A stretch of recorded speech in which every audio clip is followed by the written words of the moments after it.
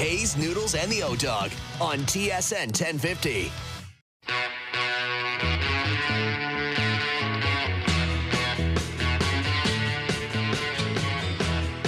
All right, here we go. OverDrive off and running. TSN 1050 on the TSN app, your home smart speaker, and up on TSN 2. Brian Hayesy, O-Dog, Jeff O'Neill, Jamie Noodles, McLennan. What's going on, boys? What's going on? I saw Chap today work so hard to get to the Open, grinding on the range, qualifying, started double, triple, double, good night. Yeah, pack your bags. Dude, if there was like a member qualifying thing and I started double, triple, double, the bag comes off the cart and I walk to my car and I shake the guy's hand and say, "This one's all yours, pal." It's infuriating. Dude, to wait that imagine long. starting the whole tournament. It's Yeah. one thing doing it at any time. To start like that. 7 under on the 4th tee. Like you're putting your peg in the ground on Sorry, you 4 said tee. it wrong. Seven over. plus. 7 over. Sorry, 7 over. Yes. Absolutely, of course. So- You know what I meant. But, yeah, staggering start. Not alone, though. A lot of carnage out there. Outside of carnage. J.J. Spawn. Yeah. J.J. you know how goes starting. bogey-free. You know how starting is a little bit. You want to play the first couple holes, hit some good shots, and settle into the round. I saw this one dude, lefty, and same thing. He was like a qualifier, left into a bunker, and then he buried it into the long rough. I could just tell by the look on his face, like, of all the starts, I need to do that. I know. Yeah, I know. listen, It's rough. You know what? Is there a record for somebody picking their ball up? Like somebody who just did exactly what you said. Oh, like is there somebody that did 5 holes and said walk off the course? There was a guy at Pinehurst, JP, try to find a video. John Daly just started whacking his ball up the hole and playing like mini sticks with it on the green. I don't even know what he gave himself on the hole, but he just said, "Piss on that. I'm not doing this. I'm not doing it." I think Daly's that was an on extreme 12, example. That's the thing. I don't remember what hole. I don't really remember that. But Daly is a bit different, and he's had a lot of issues. He could do some weird stuff. Yeah, like you're suggesting someone literally quits, which I don't think ever happens. What happens out of respect to the tournament, the U.S. Open, the USGA, wherever it is, you get through the round, and then you pretend like you blew your back out and you're hurt. Right? Like, that's the play. You get through, and then you go, actually, my shoulder. Tiger Woods. Exactly. Tiger was famous for it. You get through it and say, I don't know, something's not shooting properly.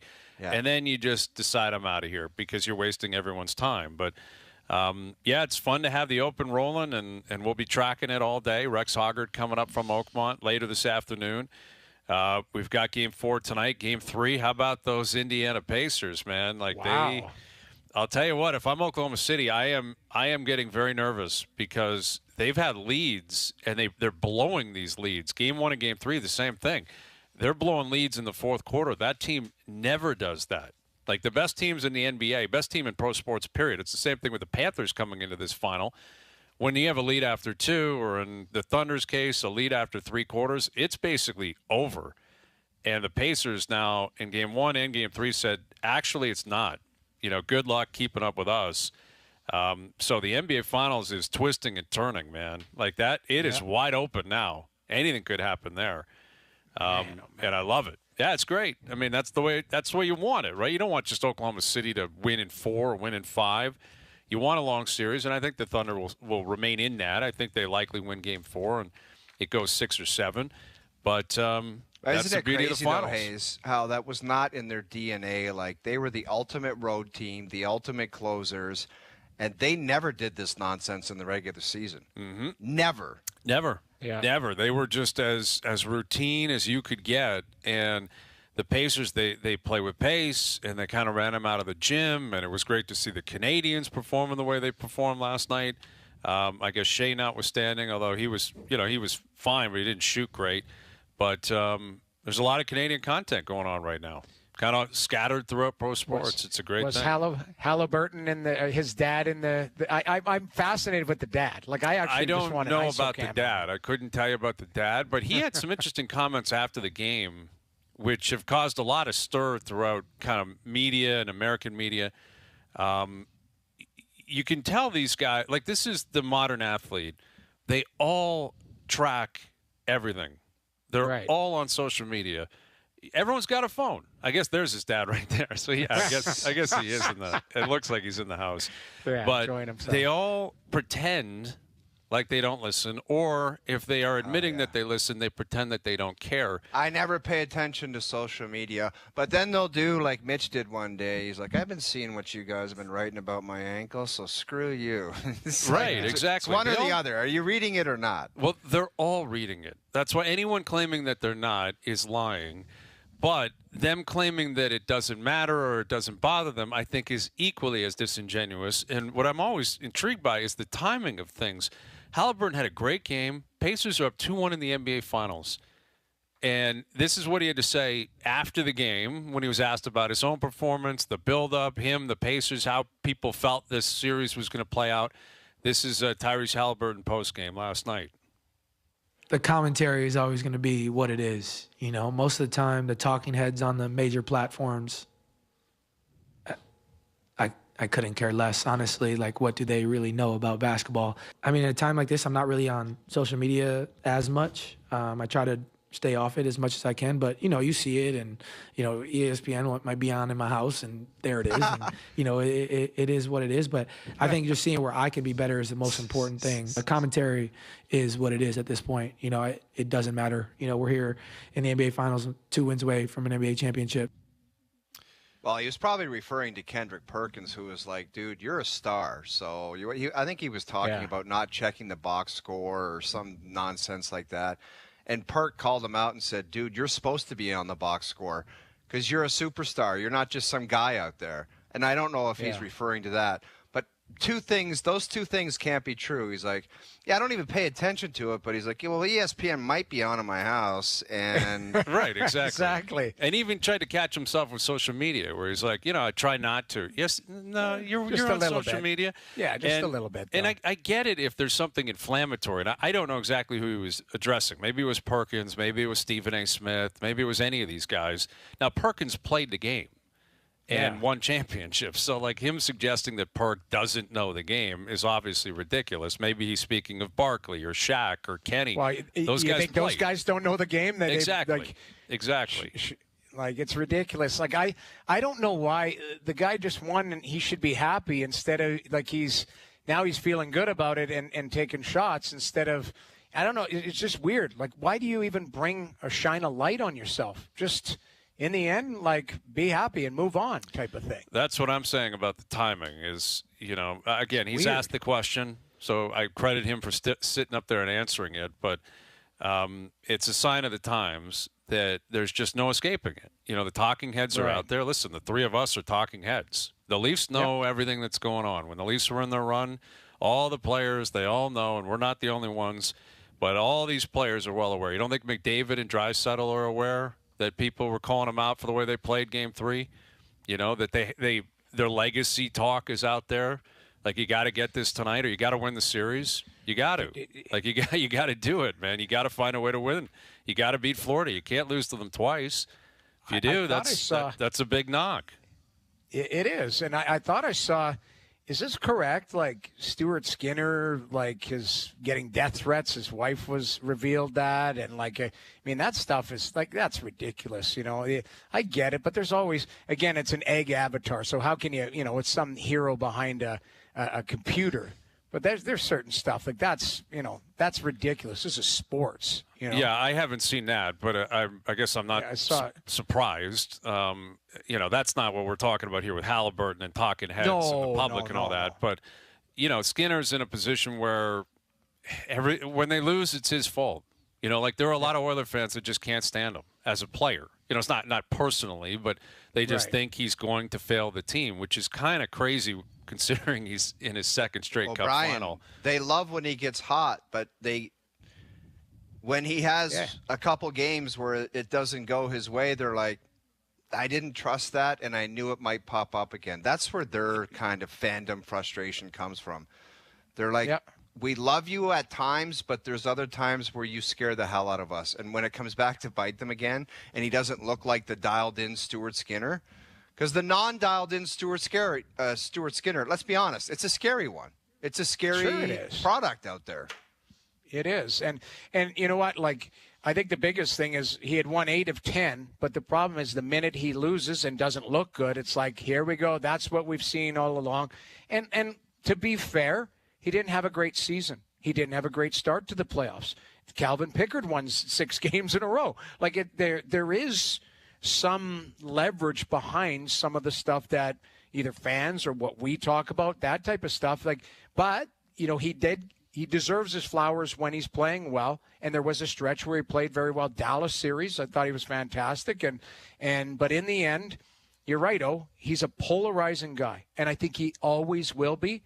And if they don't get it done, he will be front and center. It'll be at the forefront of it, whether it's fair or not. Agreed. And listen, agree. We'll see what he brings. He's got to be great tonight.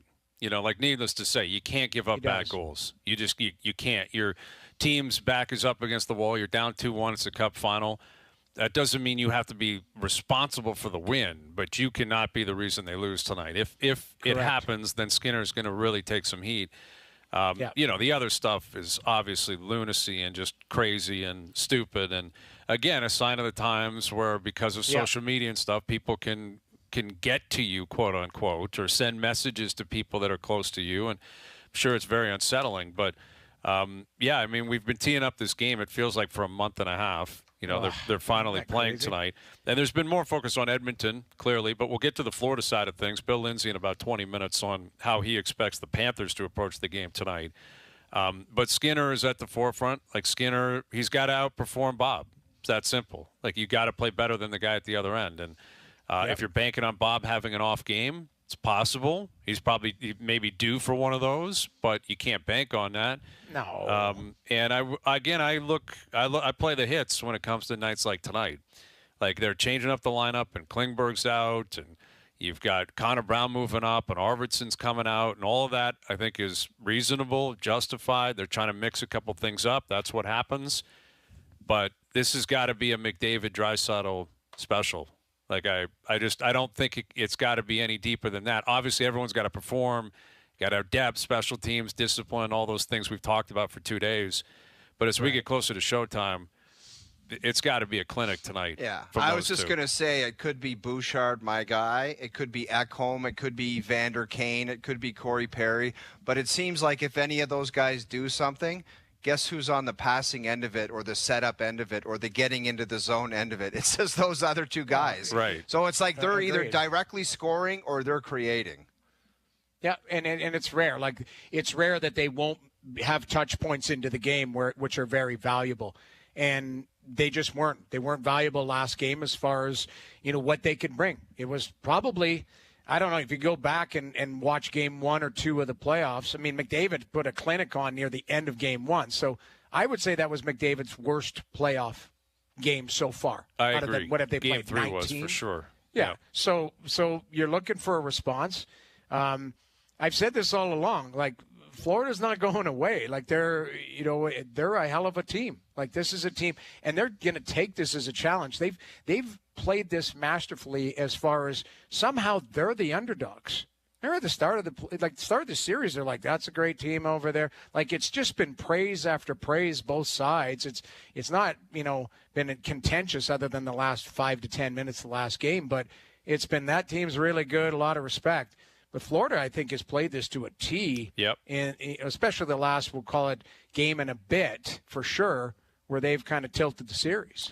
Yeah, they're very comfortable in the Stanley Cup final, which is the greatest compliment you could ever give a hockey team.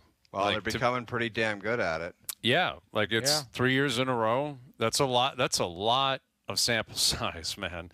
Like 3 cup finals in a row. You're very, very comfortable, as you should be. And you're right. I mean, they're going to mix a couple things up today. They're going to be prepared for whatever Edmonton throws at them. But it's got to be go time for the big boys tonight. I mean, I don't think there's any doubt. You know what the Panthers have done, Hayes? thrown out next year for Kraken, Montreal Canadiens, a team that didn't make the Nashville Predators. None of those coaches are allowed to say, the guys are tired. We've been playing a lot of hockey. Because the Florida Panthers, they're never tired, man. They might stink the joint out the odd time, but it's like for those teams that a lot of hockey, these guys have been in the finals 3 years in a row. You know how much hockey that is? Mm-hmm. That's amazing. Yeah. It's amazing. Yeah. That's kind of what it looked like in Game 3. Now, I think a part of it was the style that Florida was playing, the way that they controlled the game, the amount of penalties. There was a lot of things that made it, somewhat of an unconventional night. But it did look like Edmonton had kind of run out of gas, and it's like, okay, they're in 2 straight Cup finals. They played a lot of hockey too, but Florida's a completely different beast. And obviously, I would expect energy not to be an issue tonight. With 2 days off and no travel, Cup final. Yeah. Like, I don't think you need a pep talk before the game if you're Chris Knobloch. Do you expect a cautious game, or are we predicting kind of what Mo said, like 4-3 type of thing? Both teams can score. Both teams. I think the latter, because I think Florida is going to play that way. I think Edmonton, okay, you can try to counter, but that's not really how they're wired either. Like if you want Bouchard to play at his best, he's gambling a bit, he's pinching, he's holding the line. There's different things that are going to happen. So I think you're going to see odd man rushes. I think you're going to see a great pace. I think all the cliches still apply. Scoring first would be big. Staying out of the box if you're Edmonton. Scoring first. The other night when they got the second one, Florida, my daughter who's 15 years old looked at me and said, "Well, that's it. They're winning. Like it's over." Yeah, it feels like you just got to pounce on. You this give team. Florida 2 Cobb, it's pretty much night. So I don't know. First period is massive for the Oilers tonight. Yeah, it sure is. Yeah, Game 1 wasn't it? Edmonton. It was 3-1, and they went to an Edmonton battle back. But you can't play with that fire. I agree. I don't think you can't give either one of these teams a 2-goal lead and expect it like, you just claw it back next period type of thing. I will say I think Edmonton needs a better second period, but you also have to have a better start. You can't be chasing the game 1-0. 70 seconds into the game? Yeah, ideally avoid that. It's ridiculous. Avoid, within the first 2 minutes giving up a goal, and then the buildings rock in, and they start to smell blood, and everything changes from there. Bill Lindsay in about 15 minutes.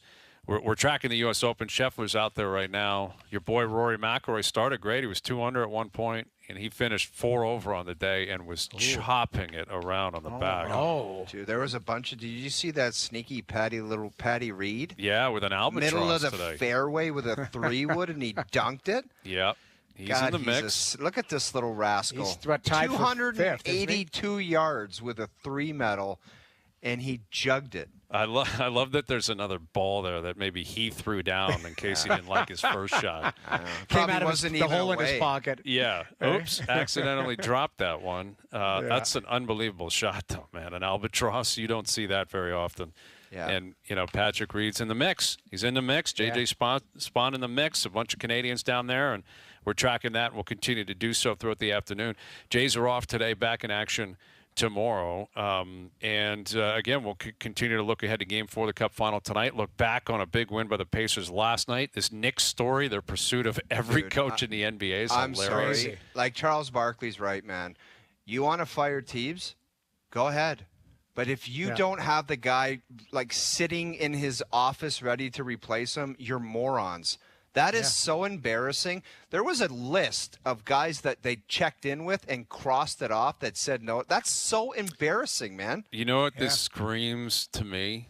Dolan? Absolutely. Dolan fired Thibodeau, and then he went to the president and the GM and said, all right, you guys are up. Go ahead. Tibbs is out, but I'm leaving. Yeah, I'm going to the Hamptons. Go find me somebody. Go find me Jason Kidd or something. And now, Rose and, the other guys running the show in New York, they're like, well, okay, we'll call Dallas and ask for Jason Kidd. No. Okay, I guess we'll call this team up and we'll call Houston and see if we can get – no, not happening. Well, it's either Dolan just spontaneously said we got to fire the coach, or the players went to the GM after the season and said – there's just no way that guy can take us to where we want to go. I don't see that being the case. Like Brunson, by all accounts, loved Thibodeau. Loved them. Okay, then they're then what Charles Barkley has said. They're the dumbest damn people. Well, on let's earth. play the Barkley clip. This is on NBA TV last night. Charles Barkley on what the Knicks are doing. The Knicks got to be the stupidest damn people in the world. Like, you don't fire no good coach like that and don't have a plan. I mean, Tibbs did a hell of a job. Obviously, something's going on there, but you don't have a plan. And now the three coaches turn you down. You got to have a plan, man. And they don't have a plan now. I mean, I don't know what the hell they're going to do. That's the truth, man. It's so funny. That they are the stupidest people in the world down there, and it just screams of Dolan. It screams of a drag bunt from Dolan, where he walked in and said, "Tibbs, you're out," and then he looked at the other guys and said, "Go get me a coach. I'll see you later. Call me when you have somebody." Dolan walked in and cupped one, tossed it at the GM, and then left the room. Yeah, well, and look what's going on with the other team he owns, where Chris Drury's his guy, right? Like, Jeff Gorton had that thing cooking in New York with the Rangers. Oh, yeah. Like, it was kind of moving in the right direction. He decided, I don't like this guy anymore. You're out. JD, you're out. Chris Drury's my guy. Yeah, well, Chris Drury could have done a cup and toss to him as well behind his back. You never know. Well, of course. And Drury now, it sounds like the Rangers, basically, if you call with a price, you could almost have Chris anybody Kreider, in New man, York. He's a good player. And listen, I don't know. I can't profess to know the kid they trade for. I looked him up, obviously, junior player. Point-a-game guy in junior, centerman. Not a massive centerman, but looks like a decent player. But that's Chris Kreider. And I know it's not the Chris Kreider at 28 years old, but he's still a hell of a player and a big physical guy that can skate. Like, what about just like leadership and like they have no stones now. Trouba's gone, Kreider's gone. Like, when you think of the New York Rangers and like somebody that's just going to come at you and get you, who is it? It's Rempe. It's Rempe. That's who it is. Yeah, but dude, when your fourth line fighter is your soul, like, I'm sorry. No way, man. That team reeks of, like, good players, but, you could almost use the tree situation there. Is there something to the DNA of that group? Panarin, what is that guy? Dry hair half the time, most of the nights. Zibanejad's been very inconsistent. The DJ. Trocheck's a gamer, but Trocheck's a guy that I would be, like, selfishly trying to pluck from there. I think he's a hell of a player and a really tough player to play against. But Miller, this JT Miller, he wanted out of Vancouver so bad he's gone to a place now that there's I don't know issues, what's going on there. Evidently, in New York. I mean, the fact that Trouba went, Kreider went, and it does sound as if they're open for business, possibly with other players. Hayes, just quickly, I told you yesterday, and I've told you for many years, you don't know who I talked to. I just got a note that said Dolan sat in the players' exit interviews. He sat in for them. Oh, God. With Thibodeau? Do you know how dysfunctional that is? Like, your owners in I'll there? have to get confirmation who exactly was in the room, but I honestly have a source that said Dolan in the room was for that exit me. Knicks and Rangers that was happening? Like, I would assume it would be both. This is strictly NBA insider stuff. Okay. A Woj with the O in the middle bomb. A Woj dog bomb. What did you call it, though? The cup and toss? Or what? The cup and toss. Watch out for it. Well, I'll somebody tell you what, grabs man. one like and you throws guys, it at you. You guys can speak to it as players that did exit meetings. Could you imagine walking in the door and the owners in there drinking a coffee and a pair of jeans and you're like, not going to you're not going to speak your mind, though. Exactly. Like, that's the thing. You're just going to go, oh, the organization's great. I can do better. I'm going to work hard in the off season. You can't just be honest. Now, you have to wonder, the DeBoer firing, that was after exit meetings, and that was delayed. Like, something gave there. They did a full evaluation. Like, I don't know. Dolan seems to shoot from the hip. This guy's getting Charles Oakley kicked out of the building because he's pissed off. By the way, gong show with Teebs not in the room. Really? So, okay, so you're just explain your report here. Yes. You're reporting that James Dolan was in the player exit interviews without Tom Thibodeau. That is correct. That is correct. And Tom Thibodeau was not in the room. And I will snapshot Hayesy B, who sent me that, and you can come back and say, you are an insider. Okay. All right, I will legitimize or bury the O-Dogs report. One or the other coming up. Bill Lindsay from the rink down in Florida had a Game 4 tonight. Frankie Corrado, Dreg's coming up. Rex Hoggard from Oakmont. Day 1 of the U.S. Open. Overdrive continues. TSN 1050 and on TSN 2.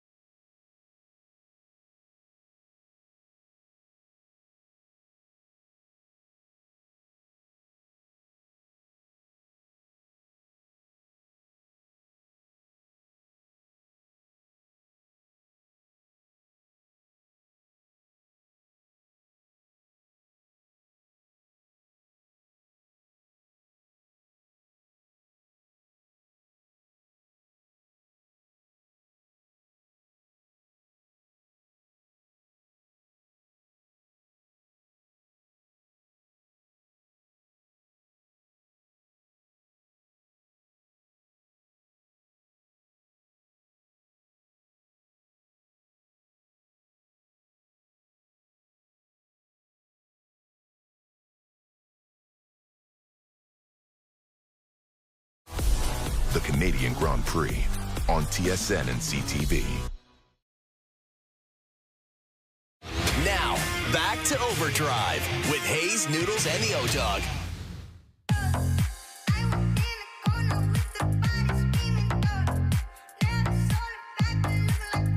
All right, Overdrive continues, powered by FanDuel, bringing you everything from the opening line to the final score. Bill Lindsay coming up from Florida here in just a moment. The O-Dog is breaking news around the NBA, and I have to legitimize the Woj report. I got to legitimize it. It's as legit as it gets. And that's some scary stuff, man. James Dolan just has nothing better to do but meddle in his teams. You know, like that's really what it is.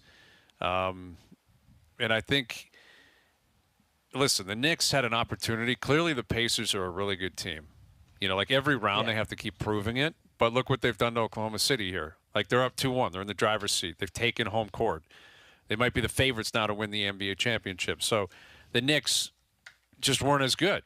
You know, and credit where credit's due. But Dolan's, he's just infamous for always meddling, always being in the middle of everything, and it's just going to continue in New York. And that's the scary thing. It's like you can't remove him from anything because he owns everything. He's the owner. Yeah, it's his team. It's his team. Exactly. He wants that to would step drive in, me he's in nuts. there. Like to have, like everybody says, to have an individual owner who's loaded.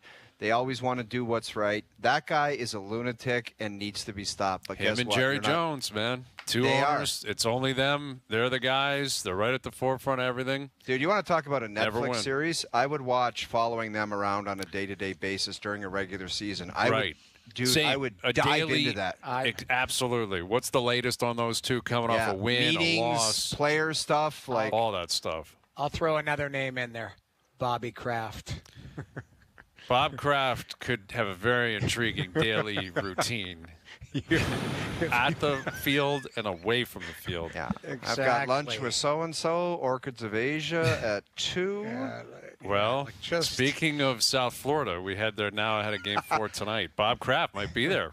Maybe Bob's down there right now. Here's Panthers analyst, former Panther himself, Bill Lindsay. How you doing, Bill? Yeah, I'm doing good. I'm amused by the conversation. Coming in, it's we're going from basketball. All of a sudden, we're getting into the ownership, and we reached all the way to Bob Kraft. So, yeah, that's fun to listen to. Oh yeah, you never know what you're gonna get. You never know, Bill. We go down some weird rabbit holes, Billy. That's for sure. Well, it's great to have you on. Great to have you on. And, you know, obviously from Edmonton's side of things, we've been talking a lot about McDavid, Draisaitl, those two. They got to have a night. You know, we expect them to have a night. What is the counter on Florida's side? Like when you look at the Panthers and you think, okay, this is the guy or these are the guys that I think will have a big night tonight. Where does your head go first? Yeah, that's a great question because it feels like we've got 3 number 1 lines that can do something different every game, and it's been that way throughout the playoffs. One night it's Barkov, the other night it's Tkachuk's line, and then you get Marchand and Lundell and Luos Serena and rolling. It's really hard to pick, but Barkov doesn't have a point in this series. No games, and eventually the deeper this series goes, if the Panthers do want to end up winning the series, Barkov's going to have an impact if he's playing 20 minutes a night on the offensive side. That's one player in specific. If you're looking at Draisaitl and McDavid on the Oilers for the Panthers, Barkov's an important piece of this club. You got Reinhart with the goal last game. You would like to see Barkov get a goal, get a point, and get a little bit of weight lifted off his shoulders. He's going to continue to do his thing defensively, but if I'm looking on the Panthers side, I'm looking at Barkov. Billy, Paul Maurice, I think his nose started growing on the podium the other day where he said he thought this game was going to be more similar to games 1 and 2. Don't you think while saying that he thought to himself, I want my team to make the next game exactly the same as the last one, where they limited time and space and just absolutely drove Edmonton nuts? Yeah, they want that. Then the first couple of games is that we got to it in the second period a couple of times. But throughout the course of the playoffs, even last year, we were able to do that for 40, 45 minutes of a game against an opposition. The other team would have spurts. But by the end of the game, 3 periods, when we're playing that way, teams just did not have the ability to stay with us. Edmonton had some pushback in game 1 and 2. Game 3, there wasn't much pushback, and you're able to just go after them, wear them down, and then the kitchen got opened up to start cooking for the Panthers. As you saw the retaliation, you saw the big hit on McDavid. The Panthers did their stuff between the whistles when they needed it most. If I'm the Panthers, you have to be wary. The one mantra that's kind of going around that dressing room is it was 3-0 games last year. And they came back and tied us at 3.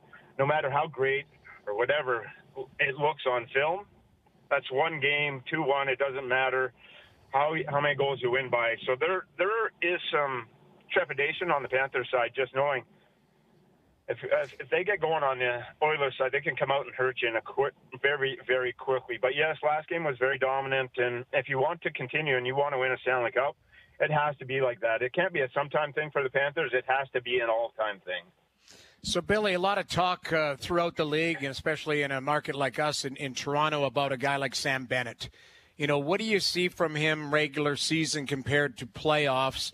And, you know, sounds like if he doesn't sign in Florida, he's going to write himself a big check to go somewhere else. But what do you make of the play of Bennett and, you know, what he brings to the table nightly, especially here in the playoffs?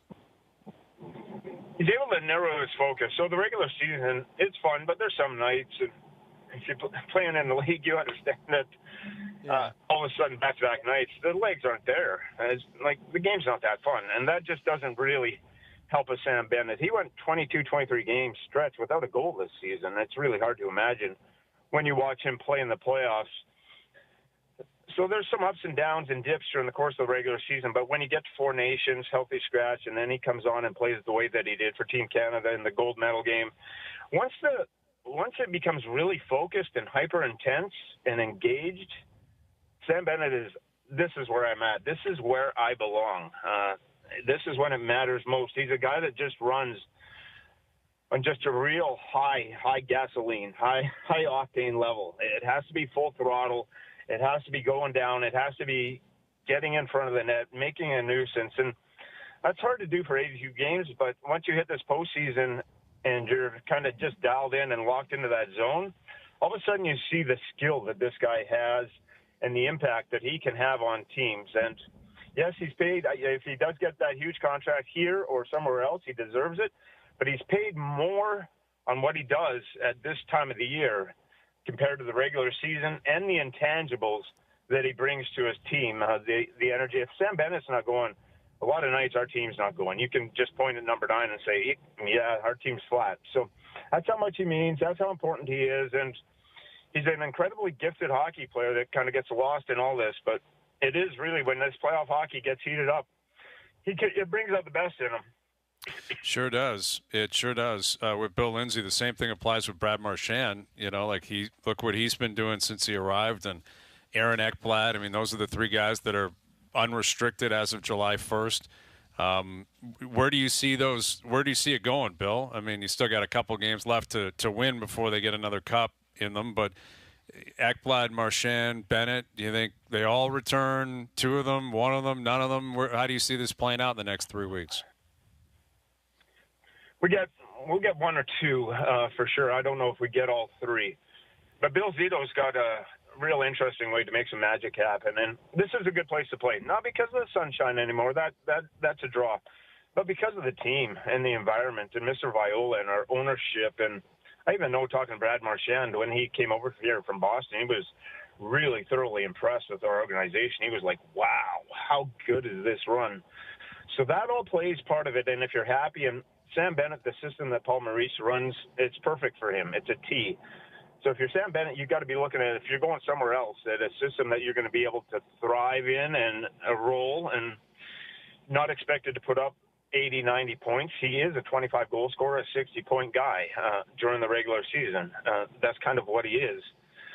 So if you're looking at all those things, and you're looking, if you're Brad Marchand, you're Aaron Ekblad, how much money do I want to make? It's a big opportunity. And how much do I know that this fit down here in Florida is good and I can thrive in this system? And how much is Florida willing to give me? So there will be back and forth. And Bill Zito, and I'm sure the players and the agents, they will have thorough talks and dissect it down to everything. But I believe there's a good chance that Bennett stays. Ekblad would have to really, really depend on the dollar value for Ekblad and term. And then Brad Marchand's a wild card. I have no idea what would happen there.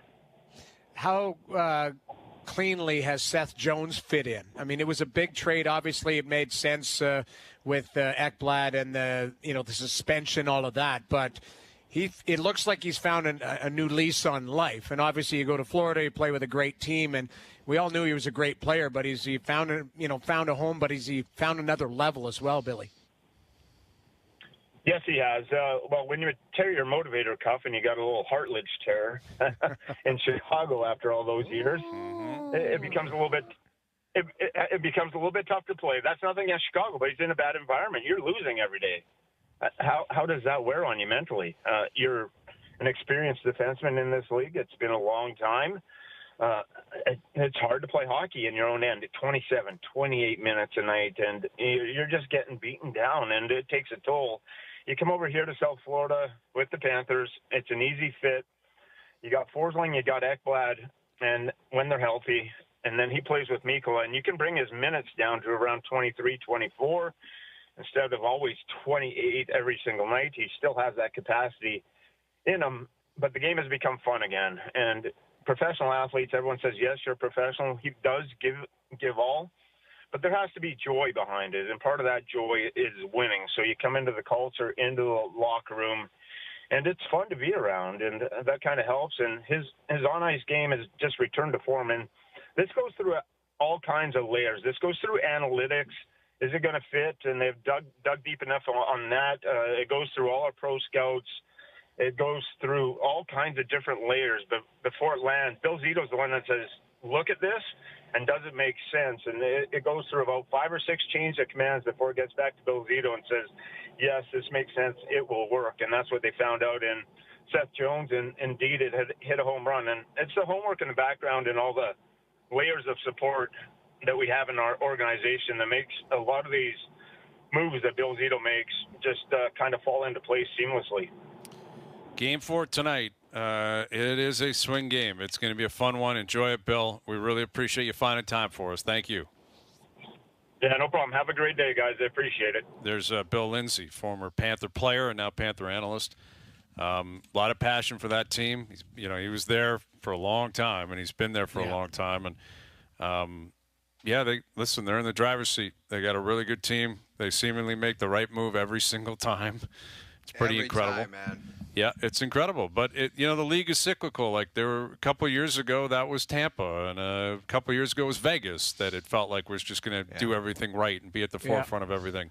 Might be a question for Craig Button to see if there's any such thing as kind of feeling the groove as an executive, like a GM. Like you pull off that Tkachuk trade, and does that give you confidence and a belief in yourself where it's like, I'm confident that guy's going to come here. You know what I mean? As opposed to kind of being a little bit sheepish where you're like, I don't know if that guy's going to work, or this guy's on a heater right now where he's like, go and get that guy. He's going to be perfect here. He must be as confident as hell when making a transaction. It's a great point because you're right. Like there are trades where if you fall flat, you might be a little bit, squeamish to make that trade again. You might be a little, apprehensive to do that. But that's the one thing. Like some of these managers, they swing for the fences. And Bill Zito's not going to, hit 1,000. Like he's going to have some misses or some contracts he doesn't like. But in the end, you can never fault him for swinging for the fences. This guy's, they won the President's Trophy. He was changing players out and key players. Like you just and felt like coaches too, yeah. And coaches, like this is the difference where you've got a manager who's proactive. But you're right. It could come back to confidence, though, where you hit a home run and you go, okay, I'm going to try it again. I'm going to be aggressive.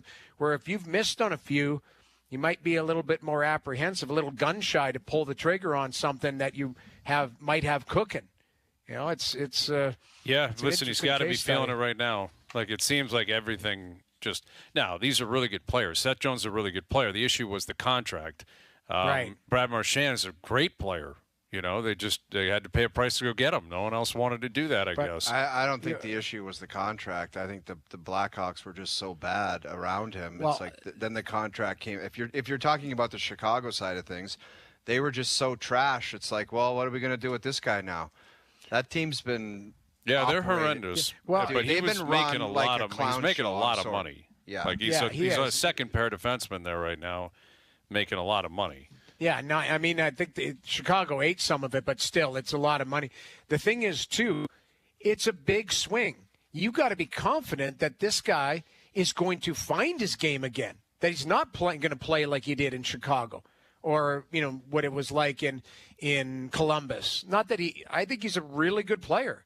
he needed the right scenario. And that's a big gamble. Because I guarantee you, their scouting staff watched them probably night after night to go, can this guy fit into our system? Can he skate still? Can he, is he motivated? Is he in shape? You got to dig into all these things that, you're watching him in Chicago lose 6-1 on a night against Winnipeg or something on a Tuesday night. You're going, this guy was -3, and he didn't look like he enjoyed hockey. And once you get him, there's no flipping him the next time.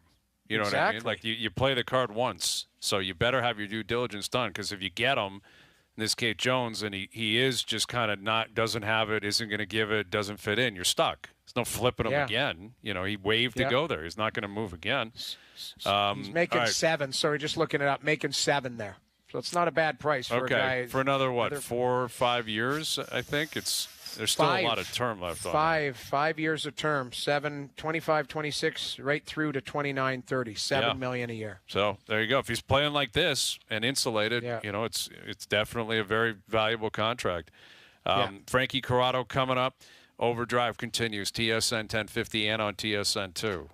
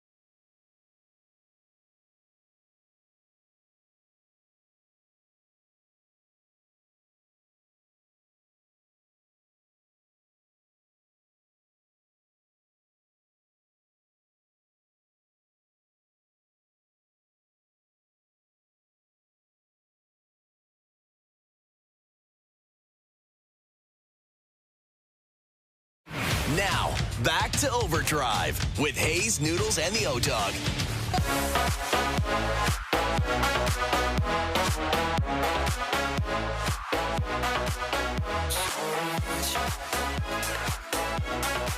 All right, coverage of the U.S. Open on Overdrive brought to you by Subaru. And J.J. Spawn, bogey-free at Oakmont is outstanding. This is the 10th time this course has hosted the U.S. Open, and that's only the 8th time someone has been bogey-free in a round. That's how good he played. Had a big swing. His first hole of the day, I believe, he was green, like he was close to the pin, but in the junk, where he could have just skanked it over the green. He could have done all kinds, and he chipped it in for a birdie. Like, that's how you start your day. Everything was going his way today. Yeah. But now, look at your boy Sung J M. He's in the clubhouse at 4 under. Sung J's out there, and he's playing well. And Scotty Scheffler's making the turn, and he's 2 over. So a lot of the best players, DeChambeau was 3 over today, McIlroy 4 over. Refused to speak with the media again. Are you serious? Yeah, he's had enough. McIlroy said, I'm out of here. No, thank you. And basically, if he plays poorly, he just doesn't talk. Something's going on with him, though. I'm telling you, man. Or he just doesn't. He's just not playing well. You know, like maybe it is something going on, or he stinks right now and he's just being a baby. You know, like there's also potential for that. That's it. Like, I only talk when I shoot 68. Right, exactly. Which again, I just have no time for. You know, and I get there's a lot going on in the world of golf, and he's been bent out of shape about a few different things. And he generally speaks well and eloquently and gives honest, deep answers. You know, he's a very compelling guy. He's an easy guy to root for. It stinks that it's like at the PGA you weren't any good, so you didn't talk. Now at the U.S. Open, you have a brutal back nine, you shoot 4 over, and you decide I'm out of here. And you don't speak again. Like, what's the explanation? Other than you're just not playing well and you're kind of being a baby about it, you know? Exactly. Like there's no mandate, though, right? That's it in golf. And in other sports, like there's been other players on teams that just say, I'm not doing it.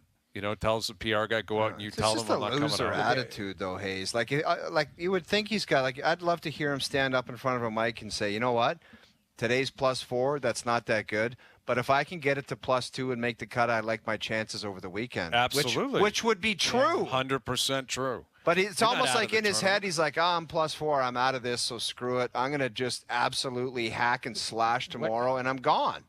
What was our Jerry's on him making the cut? Didn't we? Wasn't high. Was it yesterday? Yeah. Well, I think Hayes, you had him missing the cut. I had him missing you said he was making the cut. And I was somewhere in between, I believe. He's still going to be, like, the cut line probably is going to be like 4 over or something like that. 4 or 5 over. For fun. Yeah, so he's 100% in it. But his group was a mess. Shane Lowry is another guy. The two of them feed off each other with negative energy because he was 8 over, or 7 or 8 over today. And at one point, he picked up a mic boom, I think, on the course and chucked it. Like he was bent out of shape with some mic boom that was too close to him. Remember, he didn't get that ruling at the PGA where his ball was plugged, and then they made him play it, and he snapped. And that was ridiculous. That was ridiculous. His ball was buried into the fairway. It's like, that's beyond ridiculous. I totally agree, but he runs hot. You know, there's certain guys that run hot. So, yeah, we'll keep tracking this, and Rex Hoggard coming up later this afternoon. Coverage of the U.S. Open on Overdrive brought to you by Subaru. Head your local Subaru dealer for lease rates from 1.99% for 24 months on select models. See dealer for details. The Oilers, you know, they were around this morning, spoke this morning. I don't think yesterday's activities were brought up much. I didn't see much on it. I thought the heaters were coming today, though. I mean, I feel like they just kind of were like, nah, whatever. Yeah. Guys, at the end of the day, like, maybe it was just one of those things. And it's the guys that just needed something or wanted a nugget that went to the rink and drove 35 minutes that said, these guys have the – but at the end of the day, maybe it just wasn't that big a damn deal. I can understand where the Oilers would be coming. They're trying to win. Their only priority is to win. Like, they're thinking, my guys need this, my guys need that. You know, you do it, and then you apologize later, and they'll smooth it over. Sorry about that, misunderstanding. Ultimately, it's not the biggest deal, but it was a story. And naturally, I wouldn't expect Oiler fans to care about it. We addressed that yesterday. Of course, Oiler fans don't care. They want their players insulated, and players propped up and feeling great. Well, they want their players to play better. That's the thing. That's another fun better. thing about exactly like attacking media for the audacity of saying I wouldn't mind speaking to these guys. How about talk about your own players and how they no-showed a game in the Cup final? Go ask that story to be developed more. All right, Frankie Corrado coming up in the next hour. Rex Hoggard later this afternoon. Dreg's coming up too. Overdrive continues. TSN 1050 and on TSN 2.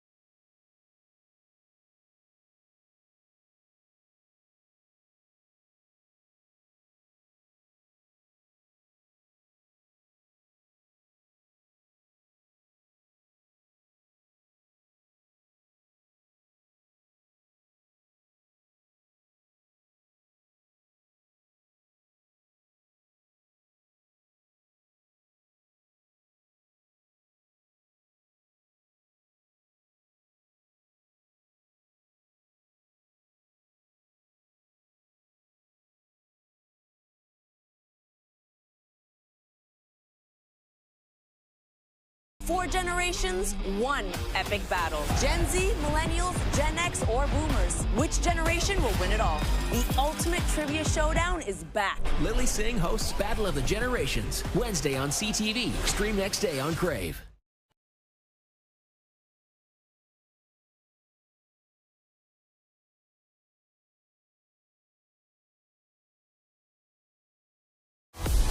the Canadian Grand Prix on TSN and CTV. This is Overdrive with Hayes, Noodles, and the O-Dog on TSN 1050. I need you to hold on. Heaven is a place now. I don't want to get expectations to be out of control or people wanting this. Hayes, you wanting this. But I may have one more NBA nugget coming up later in the show if it pops up. Really? I don't know if it's going to come to fruition. I don't know if it's a rumor or rumbling. But my source has said, hang tight. Really? Okay, hang tight for what, though? Something Raptors related or something NBA related in general? Like, what are we talking about? The Knicks? Are we talking about? It's a nugget that I'm not really sure on the direction, the context. Okay. But I might have one more NBA nugget if anybody's interested. I think we're all very interested because, we love to goof on the Knicks, right? Any chance we get to goof on the New York Knicks or James Dolan, we will take advantage of that. We did that in the previous hour. Like, imagine not back-channeling, like even a text telling one of your one person in your organization, hey, shoot a text to Jason Kidd and see if he'll take this job quickly. FaceTime right, him. exactly. Call him right now. Like, call him right now before I do this. Tamper. You got to do some stuff. But they look like idiots right now. Well, imagine the leverage having if you're the next guy they call. Yeah, I'll come. It's $12 million a year, $20 million, whatever. Like, you could just sewer them. And you realize what's happening here is the reason these reports are getting out is because the other teams are dunking on the Knicks now. Yes. Right? Like, they're at Dallas, and you know that the Dallas GM has been dying for someone to focus on someone else for a while.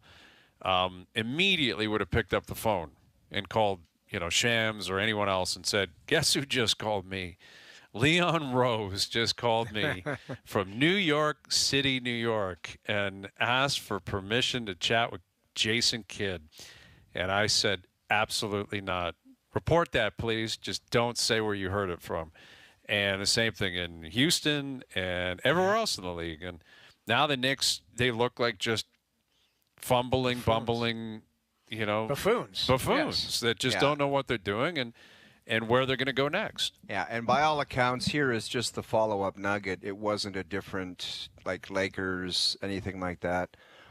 From what I've been told, the firing of Teebs was player-driven 100%, as crazy as that sounds. Really? Players are not a fan of Tom Thibodeau driving them into the ground. That's his reputation, right? Plays guys too many minutes. That's just what I'm hearing. I don't want to go crazy. And Hayesy, you know of all people that this is real deal stuff. I understand that. Yeah. Listen, I would be surprised by that based on, the head of the snake is Jalen Brunson, and by all accounts, Brunson loved them.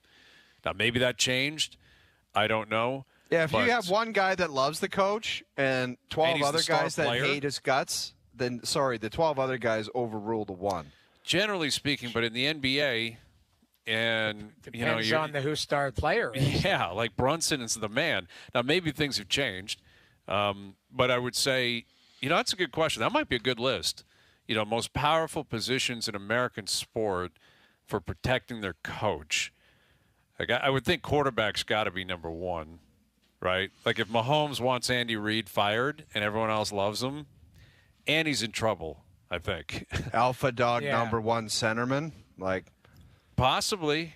I don't know. That's a good question with the hockey team. Right? I feel like it depends. It's almost like an individual case by case study. Because hockey, it's your alpha dog slash captain. Like, if McDavid says don't even think of firing the coach, you're not firing the coach. Yeah, you're right.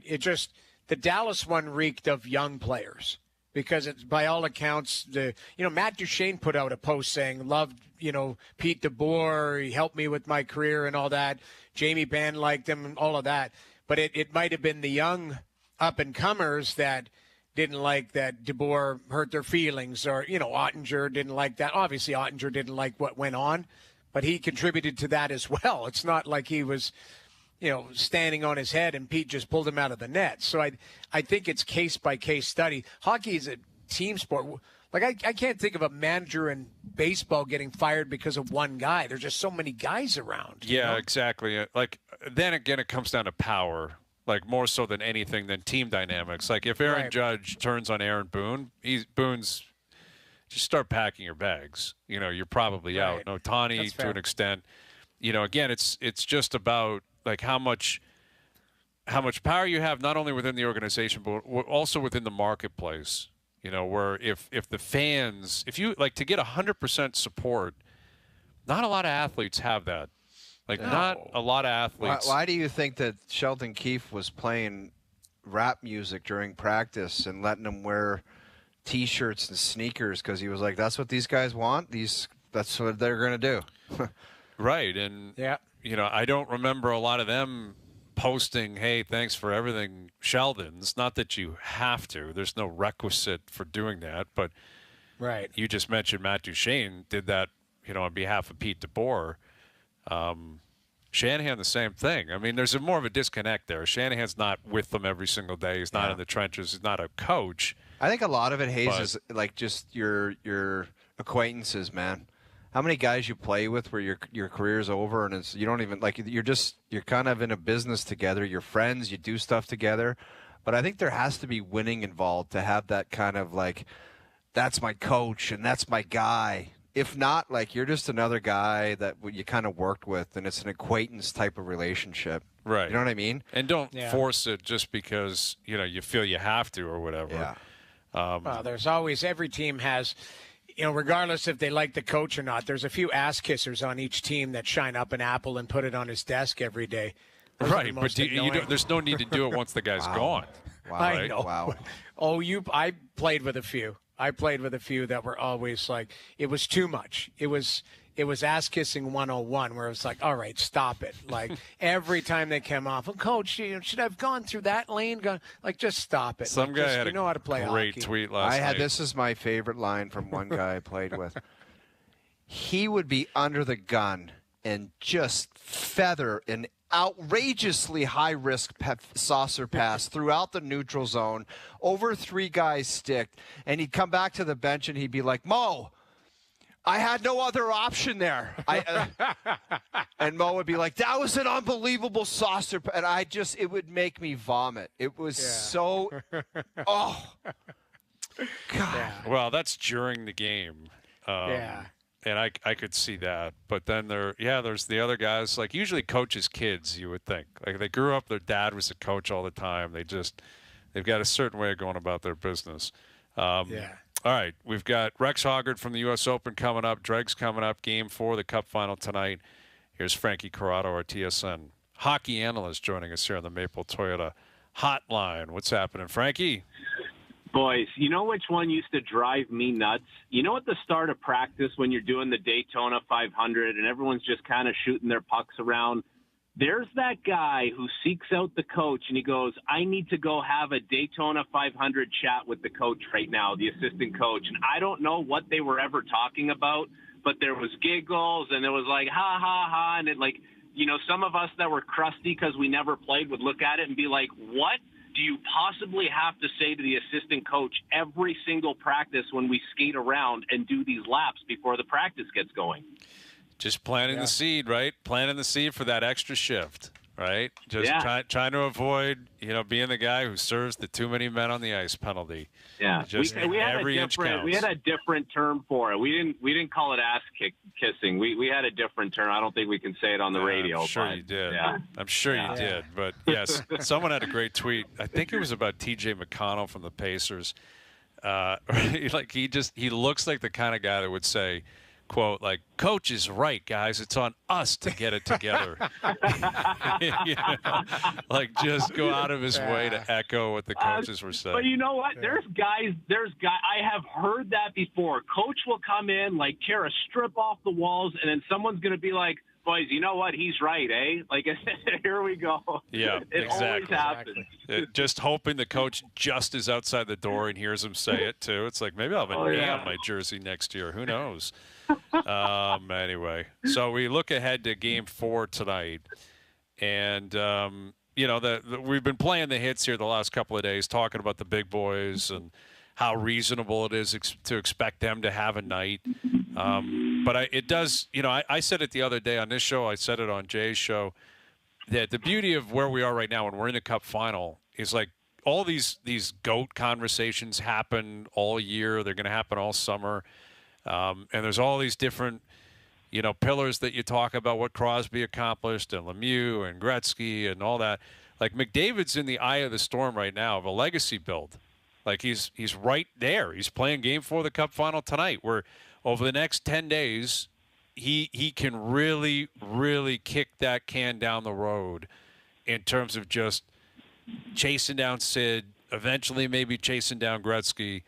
Like, I really don't think you can overstate, how significant tonight is and really the next 4 games are, because you only get so many cracks at the true, like, pegs in your legacy, like the real building blocks of legacy. And that's what McDavid is facing going into the game tonight. It's true, and for me, the biggest challenge of that is, and if you go back to Game 3, McDavid sometimes, he's unbelievable, but he wants to, kind of play hero puck a little bit, right? And be the one that goes through 4 Panthers players and, kind of put the team on his back. And, it shows you how much he cares about that and how much he wants to win, how competitive he is. But sometimes in those situations, like, it's not going to work. It more than trying to play, hero, it's about having that one play on your stick where you execute it and make it happen in a big moment in the game. And that's what happened at the Four Nations for me. Like when he scores that goal, it wasn't the McDavid show. Like we weren't leaving that game if he didn't score that goal talking about how McDavid dominated that whole night. But we were talking about McDavid after he made that one great play at the right moment. And that's the challenge for him playing against this Panthers team, where it almost feels like it can be counterintuitive, where the more you want to push and the more you want to say, like, I'm going to have that, pick your basketball player over the years that had like a 50-point night. And you said, like, Michael Jordan put the Bulls on his back tonight. He had 52 points. Like, I don't think you can compare the two equally, because it's hard to do that against a team like the Panthers. But if you kind of stay patient and stay with it, eventually you're going to have that moment where you can pull the trigger and say, that was the one. Like, that was the McDavid legacy moment. But it's almost like he has to find that balance between, staying somewhat persistent, but also patient at the same time, and hoping that play eventually develops for him. Frankie, Chris Knobloch's been a pretty proactive coach. He's a guy who kind of, tinkers here, tinkers there, especially in-game adjustments. We see a couple adjustments here coming into the game. It's Klingberg, who hasn't looked great. You slide in Stetcher. Arvidsson comes out for Jeff Skinner. Let's talk about the defenseman. Just a slight adjustment with Stetcher that comes in. What do you think he can bring to the table different than a guy like Klingberg? Probably just less variance from shift to shift right now. Like, and with that being said, Klingberg has had a nice playoffs, but the Florida Panthers they're just a different beast compared to who they have played as far as how they forecheck and how tenacious they are. And I think with Troy Stetcher, you know what you're going to get. Like, it's not a super high ceiling. Like, it's not a Klingberg ceiling, but the floor is pretty good on Stetcher, and he's fairly consistent. And I get it, smaller guy, but I'm not more worried that Troy Stetcher is going to get pushed around as opposed to John Klingberg. So I think it's more just, not having the potentially Jekyll and Hyde type shifts from Klingberg, and knowing that it could just be like a little more flatlined with a guy like Troy Stetcher, who, like, he's played well for the Oilers, just like Klingberg has, but it gives you a different look, and a guy that's new to the series. And I think a guy that, consistently know in the minutes that he plays that he can move the puck fairly well. He's going to defend as hard as he can. And ultimately, if you're not asking him to do too much, you're putting him in a position where he can potentially help your team. With Frankie Corrado, our TSN hockey analyst, we're starting to see some news around the NHL, like the Kreider leaving New York to Anaheim news. I guess he had a 15-team no trade, and he had to waive it to go there, but now he's talking up how great they are and how they're turning the corner and all that. We had an interesting chat with Pierre LeBrun yesterday, where Pierre said, his understanding is there's not that many sellers out there. Like even the Rangers are selling, but they're doing it for a purpose. Like they're not trying to bottom out. Ton of phony teams that think there's something and they're nothing. That well, I guess that's what I'm getting to. Like, how delusional are all these teams to think that they shouldn't be sellers? Like, this feels like a great opportunity for a crafty team that can be patient for another year or two. And I know it's difficult to do, but if you're San Jose, if you're, I don't know, Utah or something like that, like maybe you take advantage of the fact that there's a lot of desperate teams out there. There's not a lot of market. There's not a big market for sellers, and just bide your time a little bit more. And feels like, there could be some stealth mode moves. It's just a matter of whether or not GMs have the appetite for it. Well, like we know that, executives, agents, they will try and shape a narrative to make it more advantageous for them. Like we see it all the time. Stuff gets leaked. With something like this, I think there's two things. I think the first thing, if you do realize that it's a great market for a seller, yeah, you're going to say, we don't want to be sellers, but, for the right price, of course, we could be persuaded. And all of a sudden, like you're working behind the scenes. But the other thing I think is relevant to this conversation is there's some teams that have been bad now for quite a while and probably have in their mind what are the pieces that are supposed to move them along. And they're probably saying, well, if we've been really bad for 3 years, enough's enough. Like we can't do a fourth year. We got to start climbing up the ladder. But they're probably better served to take a look around them and say, well, realistically, who are you passing? Like like San Jose's been bad. Chicago's been bad. Anaheim started to take a step last year. Buffalo's been bad. Like you kind of go through the list. Philly's been bad. I don't know. I see all those teams and I'm like, well, you've all been bad for a little while now.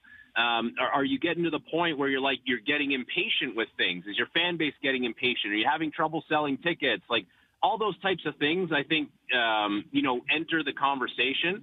But, and it's not even about Gavin McKenna, because it is hard now to tank for the first overall pick. But you almost want to take a page out of the Montreal Canadiens playbook where let the progression happen organically. They didn't force it. They didn't push it. All of a sudden the team got better and they were knocking on the door to the playoffs and they made the playoffs against all odds. Like they didn't declare that it's their time. If anything, they kind of were a little more cautious about it. That's the approach that these teams should be taking and be patient, because what's the difference if you're bad for 3 years or 4 years if you can find 10 good years at the end of it where you're competitive? Frankie, we debated the 3 UFAs for the Panthers and how many of them would return with Ekblad, Marchand, and Bennett. How many do you see returning to the Florida Panthers? And do you think if they go back-to-back, that could influence their decision in moving on? If at the most it's going to be 2. I cannot see them finding a way to bring all 3 of those guys back. And the 2 guys that I would put my money on is Bennett and Ekblad. I think Brad Marchand has been an unbelievable story. He's also 37 years old. Oh, he's going to be show me the money mode after this. I think exactly. That's his move. There's going to be teams lining up that are desperate to bring in a winner and Marchand, and let's call it for what it is. He's still got game. Is he going to have game in 3 years? We'll see. But right now, he can play. The thing about Ekblad, he's such a legacy guy there. Ultimately, there's going to be some hard conversations as far as the money and what that looks like. But if we kind of look at how last year went for the Florida Panthers, where they had Reinhart and Montour, and they had to make a decision, they went with the forward, and they saved money on Reinhart still, and they didn't sign Montour, but in the long run, they found a way to bring in their replacement version now, which, I guess if you want to call it Seth Jones, or then Seth Jones becomes your Ekblad replacement. They have some wiggle room that way. I'm sure you guys are sick of talking about taxes and how that, can be implicated and all that stuff. But, it's a real thing. If the Panthers wanted to pay Sam Bennett $7 million and he was willing to accept $7 million, that's basically 9.5 in Toronto, right? So they do have an advantage there. But I think all things, once they kind of go down the road, I would say it's 2 at the most, and it's Bennett and Ekblad, and I wouldn't be surprised if it's just Bennett based on their track record of just keeping Reinhart last year. Yeah, and yet they'll probably recover and, fill in the blanks and move on and continue to be a great team. That's the amazing thing here. Jonathan Toews will sign there for $875,000. Right, exactly, and they'll trade for a defenseman. Wouldn't shock me, man. Yeah, next year at the deadline, they'll trade for the next defenseman that's available, and that's how they operate. This way, guys, like they have blended the best of both, where they can go out and get the big fish like they've done, and they've also taken swings on guys that people were afraid to, and it's worked out for them. Like it's not just one way of thinking. They've blended the both perfectly. Well, and that's going to put the pressure on the other teams within the conference and certainly within the division to follow suit. And that's where the Leafs come into play. Tampa, what are they going to do? Montreal, they're going to have some room and some flexibility, and they got a lot of young players. And are they going to stay patient? Ottawa is a team. It sounds like Andlauer wants to make a splash. They got some money. They made the playoffs everyone this wants year. To make a splash. Everyone wants to make a splash. Where are the guys that you're making a splash with? That's the issue. If Bennett goes back to Florida and Tavares goes back to Toronto and Duchesne goes back to Dallas, you know who the biggest named centerman out there is? It's Pius Suter, right? Like that's not a splash. That's a good player. Like it's a handy guy to have. But it's not easy for teams to make a splash. If you want to make a splash, you're going to have to find ways to be creative with trades or RFAs or something different. It's just it's different this year. Do you want to do a mini Jerry's on the fly, guys? What's the mini Jerry's? There's an offer sheet. I think 100%. 100. I think I'll give you 68% that there's an offer sheet, but just go one we're gonna more. Have to see. I think we're going to have to see who overspends in free agency and who puts themselves in a tough spot, because there's going to be a team that gets crunched, and says, we're just going to do it. We're going to spend money and we're going to try and squeeze our RFA. And that's the team that someone's going to target and say, you know what? We got you now. Well, there's also a lesson that came out of last year, and that is that Dylan Holloway has fired his agent. And I'm curious if players for what reason? I'm not sure what the reasoning was, but my guess would be he feels like he made a mistake, either taking the deal in St. Louis, or he feels like he should have got paid more because he had a great season. And if you're Dylan Holloway and you're looking at it saying, why didn't I just stay in? I'd be in the Cup final right now. Like, why did I leave Edmonton? Think about this. If Dylan Holloway just accepted a qualifying offer, right, which would be, roughly $1 million or around there on a 1-year deal, after the year that he just had, he's signing a huge ticket. Like, he's signing a $60 million ticket. Meanwhile, he's stuck on another year with his deal in St. Louis, making $2 and a bet, and he's going to have that same year again and hope that he can sign the big ticket. So, but maybe there's a McDavid Draisaitl influence. Like, maybe there might be that in Toronto too, where they have big dogs making big cash, and there's a feeling of those type of guys aren't getting a big ticket. Like, they're always going to try to get lowballed because they have to have money for those other guys. I don't know if that would be an influence. Well, you're right, but at least then you have arbitration, and then you have comps after, and it's just different because you're more in a position of leverage where this year he got a little bit of leverage from St. Louis, but now he had a great season. And he's like, now I'm stuck still making $2 and a bit when I could have had a comparable of someone who was making $6 million and have a strong case. Yeah, and the other thing, too, is I think this is the first time we're actually going to see, like, keep in mind the cap's going up and it's not going to go back down. They're talking about the cap being, north of 100 very, very soon, 120 within 5 years, like that. So I think you're going to see salaries continue to grow, and that's the biggest challenge. He went to Matthews' agent, right? Is Judd? Yeah, Judd Moldover, who's McDavid's agent as well. But, I think you look back, a lot of people were kicking Edmonton in the junk about letting them go. And, listen, both are really good players. But in the end, Broberg, they had to trade for Wallman, who I think Wallman is maybe farther along than him, more veteran guy. So that's what they were looking at. And Holloway would certainly be extremely valuable there. But, again, he was a young guy, and what did they give? Arvidsson or Skinner, one of those? That's the type of money he would have been slid in there, and more veteran guys. So, in the long run, I think Edmonton didn't make out as well letting them go. But right now, the Oilers are back in the Cup final, so what do they care about those two players? Again, I don't know the full reasoning why he fired his coach, but the point I was making, or his agent, but the point I'm making is, there might be players learning from that, being like, why do I want to leave this place? Or why am I going to lowball myself and go somewhere else? And then I'm over there, and that team now owns me. And there's just, an offer sheet doesn't guarantee you anything.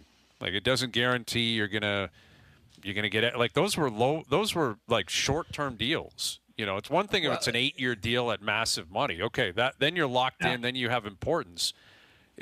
Holloway and Broberg, those were short-term deals at short money. Well, you're trying to call their bluff at that point, right? Like, you're just trying to say, you know what, guys? Like, I'm going to call your bluff. Like, I'm ready to go. So, and I think they would have thought Edmonton would match. Yeah, like those are the Broberg one was more aggressive, but the Holloway one, like, they could have matched that if they wanted to. Yep. For sure. That's $2 million. That's not a big deal. That's the crazy one. The Broberg is 4.5. Broberg's 4.5. That one's different because every dollar counts, but you can't match the 2.2 for Holloway. Like, that's they saw something there, or they were like, we're just going to move past it at that time. And you're right. Him signing a 2-year deal at 2.2 and having the year that he had, he should have been better. He would have been better signing a 1 year, like Frankie said, at $1 million, and you're in the Cup final, and you're right. Now, when you go on, like you go on this year and write yourself a big check. You make a lot of money this year, for sure. That was he's going to have to stay healthy and have a 60-point year and score a bunch of goals, and then he'll have options because he'll have comps and he'll have some leverage. But like he could have been doing that this year if he. But no player, guy, like. Let's be honest with ourselves. Like, no player is sitting there saying, you know what, I'm going to have about $5 million guaranteed coming to me. I'm a young guy. I'm in my early 20s. No, I'd rather take $850,000 and just kind of play it by ear that way. Like, that's a tough way to think. I wouldn't be thinking that way at that age. Right. Yes, of course. Hindsight is 20/20 with everything. But he did fire his agent, so something happened. Yeah. Clearly. Exactly. All right, Frankie, enjoy the game tonight. Thanks, buddy. Yeah, boys, no worries. Just deciding where I'm going to take Dregs out for dinner again tonight. So we'll see you're picking up the tab for Dregs now. Okay, because he was throwing some grenades at you last week. No, I heard there's a signature move involved in everything. So it's all good. It's all good. Planting seeds. That's a brilliant move. Veteran move, actually, from Dreg. So make sure he enjoys himself this evening on your dime. I'm sure he will. Okay, buddy. There he is. Frankie Corrado joining us here on the Maple Toyota Hotline. Drive the built-in Canada fuel-efficient, fun-to-drive Toyota RAV4. Gas or hybrid models available. Visit mapletoyota.com. We are, inching closer to free agency. Less than, 20 days away? Less than 20 days away from July 1st. And again, if Tavares resigns in Toronto and Bennett resigns in Florida, like, it just amplifies Marner on his own, like, as a big fish as of July 1st, right? Like, it really, like, clearly he's the number one guy. But if Bennett resigns after winning a Conn Smythe and a Cup, if that happens, and then a week later he resigns in Florida, it is a massive gap between the profile of Marner and whoever else is going to be out there. Yeah, that happens. I literally will eat raw chicken the night before free agent frenzy. Well, there's always stuff going on because there's going to be post-draft and trades, and there will be signings, and the Leafs will be active. Unless they sign Tavares and Nyes in the next week or two, it could get closer to the July 1st deadline, and then all of a sudden you really have a story on your hands in terms of where the Maple Leafs are at. Also, again, as of July 1st, a lot of big players in the league can sign extensions that kick in next year, right? McDavid being one of those. I think Marner's case study is going to be fascinating because I was reading, again, take it for what it's worth. You're reading a bunch of things last night. I was, and like him wanting like Draisaitl money, it just like there's for me it's no way. Like I just it I don't seems like it's an impossibility it's insanity. that is I'm even sorry. being proposed. He's got 100 points. But Noodles, once in it's his always career. I know. That's where I've said it all along. Where there's a bunch of guys or there's a chosen few guys that could go to their GM and say, I'm next in line for that to be the top guy or make more than that. He ain't one of them. Sorry. So if some GM wants to do that, you're a moron. As talented as he is, and yes, he gets 100 points or close to it, and he plays in all situations, he is not the next guy in line to make the most in the league. I'm sorry. That's insane-o talk. And if you do that, it's a mistake. It's a lot of money. Like, and I can see it. Listen, he's going to be on Team Canada. He is a top tier player. He's a super, all of that type of stuff. It just doesn't guarantee that, okay, it's leapfrog time. He's not capable of just being better than Draisaitl. Like, it's just not going to work that way. Right. Sam Reinhart scored 56 goals. He didn't go to the Florida Panthers and say, I'm the next guy in line. And they would have said, no, you're not. Well, exactly, because he's not. Marner, what is he, the 15th best player in the league, 22nd? Reinhart, 56 goals, cup winner, up for the Selke, all that kind of stuff. He ain't the next guy in line. No, not even close, not even on his own team. The same thing with Marner here in Toronto. All right, why don't I got a list for Marner that I'm going to throw out. You guys can react to it. Dreg's coming up on Marner and others, including the Cup final tonight. Rex Hoggard on day one of the U.S. Open. Jays are off today, back in action tomorrow. And the Pacers are in the driver's seat in the NBA Finals, winning last night, Game 3. They're up 2-1 in that series. OverDrive continues. TSN 1050 and on TSN 2.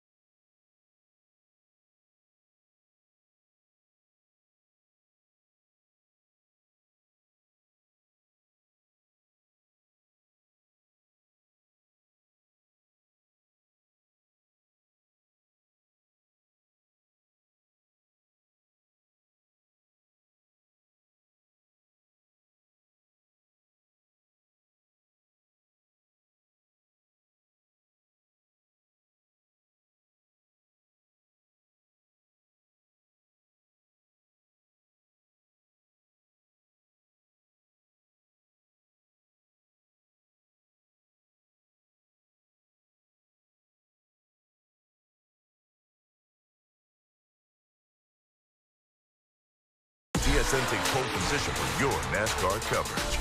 Unbelievable! Now, back to Overdrive with Hayes, Noodles, and the O-Dog. All right, Overdrive continues, powered by FanDuel, bringing you everything from the opening line to the final score. Darren Dreger in half an hour, Rex Hoggard from Oakmont in about an hour. The O-Dog has established himself as an NBA insider today with a couple of scoops that have just led to an absolute storm throughout the NBA community. Wow. You know that you saw what they were, and I'm not, like, I told you have no idea who I talked to. I know. And listen, this is the time for crazy stories, right? Everyone's hearing them. I heard one yesterday, I believe it was. Maybe this morning. Talk to me. Tell me what it was. I'm not even going to get into the details. It was a Mitch Marner-oriented story that, if true, I'm like, that's interesting. That would suggest to me he's out of here. Honestly, you can't do that to us on our show. Bring that up and then not tell You have the no story. idea who I'm talking to. I know, but I want to hear the potential of that this could happen. What is it? I want to know. Well, again, it's not even a legitimate. Who cares, dude? I want it to be crazier the better. It was about a potential commitment somewhere that Mitch declined that would indicate to me that he's probably thinking I'm out of here, so I'm not going to be in Toronto anymore. So I know what it is. I know what it is. It doesn't matter what it was, and again, I can't corroborate this, so it's getting silly now. We're rumor milling Joe from the Bridge type stuff. Yeah, let's not do that. Commitment to what? I'm not getting into it, dude. Okay. The point is, I wasn't even going to say what I heard. What I was suggesting was, that's the world we're in right now. I'm hearing this about Tavares. Did you hear Matthew Nyes is doing, everyone's got something else that they're hearing. And, with Marner, it's always felt like a foregone conclusion that he's likely leaving. Maybe not. Maybe they circle back. Maybe cooler heads prevail. Maybe the Leafs decide when the dust settles, like, hey, this makes sense for us to continue. But I think both parties just need to shake hands and say we're out. We're going to go a different way. So if and when that happens and he signs somewhere else, I have a list, a 5-pack here of Mitch Marner outcomes that will bother Leaf fans the most. All right? This is my opinion, and there's a lot of different options here.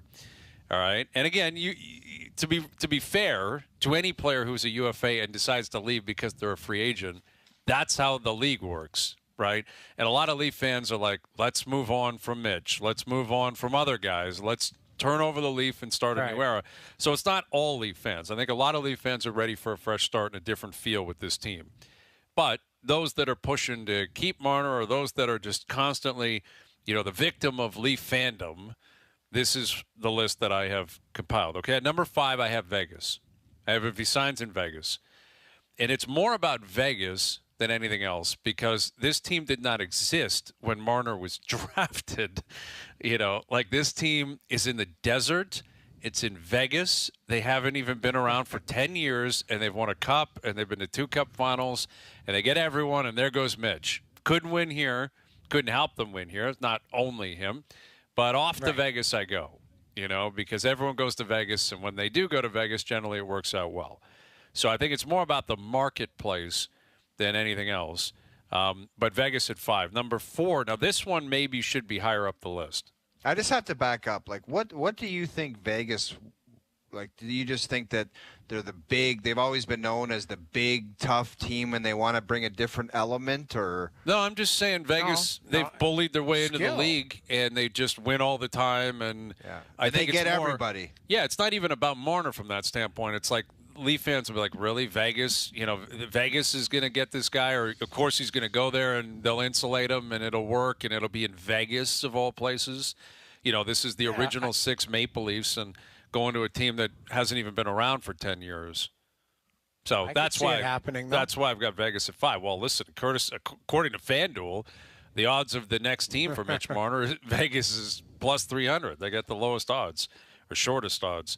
So Vegas at 5. Number 4, again, this maybe should be higher up the list, but I have Carolina at 4.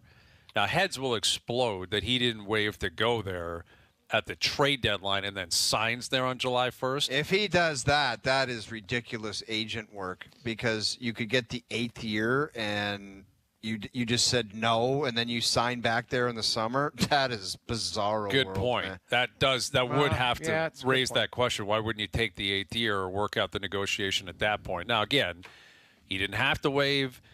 They were expecting their first kid. There's a lot of things that were up in the air. I don't blame Mitch for that, but the idea that he would go on July 1st and Rantanen is now in Dallas would not go over very well with Leaf fans. Yeah. Right? So Carolina at 4. Yeah. Number 3, again, these are the 5 Mitch Marner outcomes that would bother Leaf fans the most. Number 3, if he signs with any other Canadian team, which I don't anticipate happening.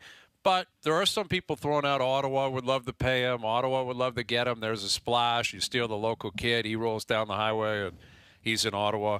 Not sure I see a fit there necessarily. But, again, what if maybe Edmonton comes calling? I don't know. Maybe Vancouver comes calling or Calgary. I would Calgary's guess my prediction would be if he leaves this city, there will be palm trees somewhere. There would be some kind of sunshine where he could live on a golf course and be in a totally different space. That would be my prediction. Yes, I agree with you. My prediction, even a little further, is just across the border. Because if it's, I'm not saying Buffalo, but I'm saying Chicago. There might be Utah, because if there's a massive price tag attached to it, then you make that happen. But I predict, and again, I could be 100% wrong, south of the border and in the Western Conference. That's what I be my guess too. But at number 2, you talk about palm trees, Florida. If he signs in Florida, heads will explode up here. It's a Kevin Durant-like move. I don't even know if that can happen. With Ekblad and Bennett, they're going to have that cake floating around for him. No, it's not going to be that. It's $9 million. It's $8. Whatever. It's Reinhardt's deal. They can fit him in. It's just a matter, does he want to take? And everyone's going to say tax and blah, all of that. But they have an internal cap there.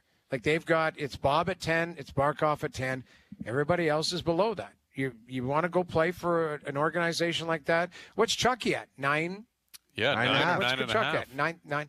Yeah. So there's the bar. You want to accept less money on paper to go to an organization where you think you fit in or you can help or you want to be there.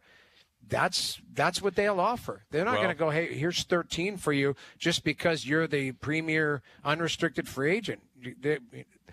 Keep in mind, Hayes, you've always said you build it, people want to go there. It's not vice versa. They're not. The Florida Panthers don't have to beg for anybody's services. They get all the leverage. People should be all the leverage to go in the there. world.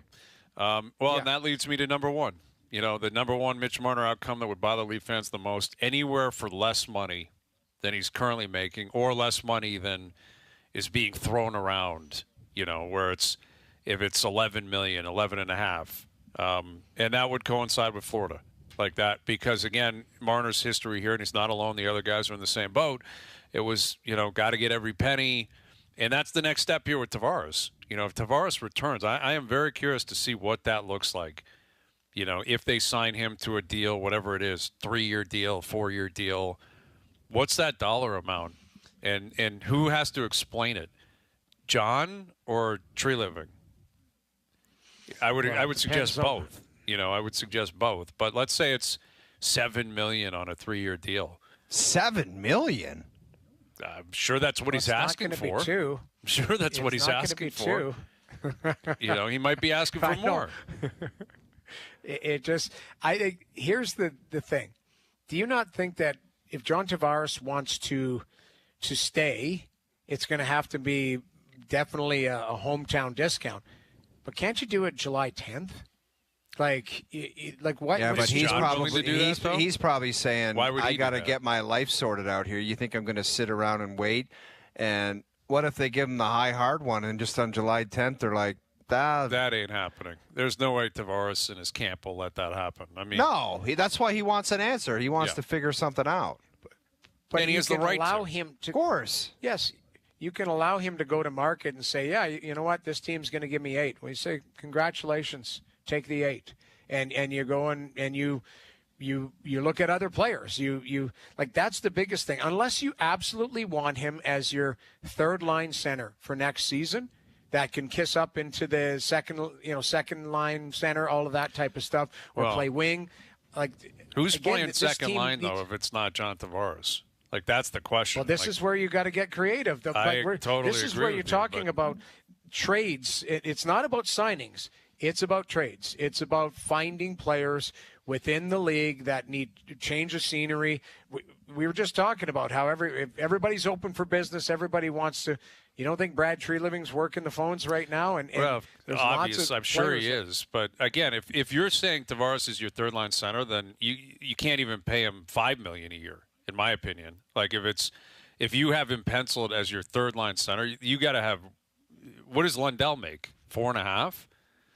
You know, like you can't pay a guy $6-7 million to be on your third line. If he is your third line centerman, why would you want to pay him $7 million? Like that's when those numbers come. Like, I just don't understand why Patrice Bergeron was at the end of the line and he signs for $2.5 million, and all these I have the comments coming my way in public where it's like, yeah, just 3 years at $9 million makes sense to me, and I'm like, you guys are all I know insane. It's crazy talk. Dude, obviously. And that's not going to happen. I mean, the Leafs. Yeah. I don't think so. I don't know. I mean, the Leafs have a history. If I ran the Leafs, it would be very simple. We just gave you $80 million. You're going to do us a favor on this one, or we're not doing it. Sorry. There's no 7. There's no 6. There's nothing. None of that talk is happening here. If you want to come back and you really want to stay here and that's your only objective, you are doing us a serious favor. That's the only way and the only terms that this deal is happening. Mm-hmm. Take it or leave it. Go and find a place to play because it won't be here. Yep. I totally agree with that. I see it the exact same way you do, but that doesn't mean Treliving does, and it doesn't mean Tavares does. And that's what we're going to find out in the next 2 or 3 weeks. Yeah. But good player, guys. Scores a lot of points. Scored 38 goals last year for the $80 million, and he was a part of it. They won 2 playoff series. So why would there be such a need to bring the player back? Like, are people insane? They never won. Why do you have to bring anyone back? Get different players. Try it. What the hell is it? What's worse that could happen? Yep. I'm so sick of talking. People are so and dumb. Go out there and find pieces, man. And it might take more than a year. People don't want to hear that, but that's the truth. You know, it may take a couple of years to fill out your roster appropriately. You know, and I would say the idea that this, you have to do it for Matthews. You don't owe Austin Matthews anything anymore. He owes you something. Yes. And William Nylander owes you something. You paid them a fortune, and they didn't show up when you needed them. You don't owe them anything in their window to win. Like, if it takes you a year or two, so be it. And put even more pressure on them to make sure that it doesn't have to be that much of a timeline. Go out there and pull your weight and find a way to help this team win. All right, Darren Dreger in 15 minutes. Rex Hoggard live from the U.S. Open, and our best bet still to come. Overdrive continues. TSN 1050 and up on YouTube Live.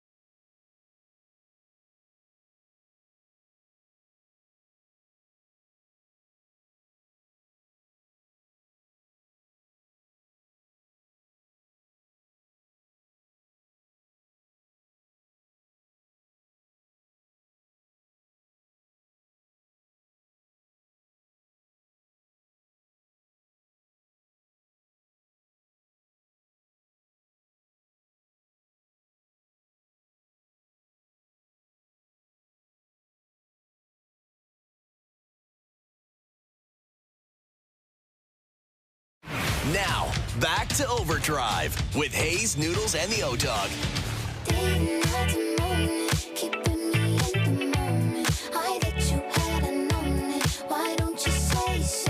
All right, Darren Dreger in about 10 minutes. Rex Hoggard live from Oakmont U.S. Open. John Rahm is playing pretty well.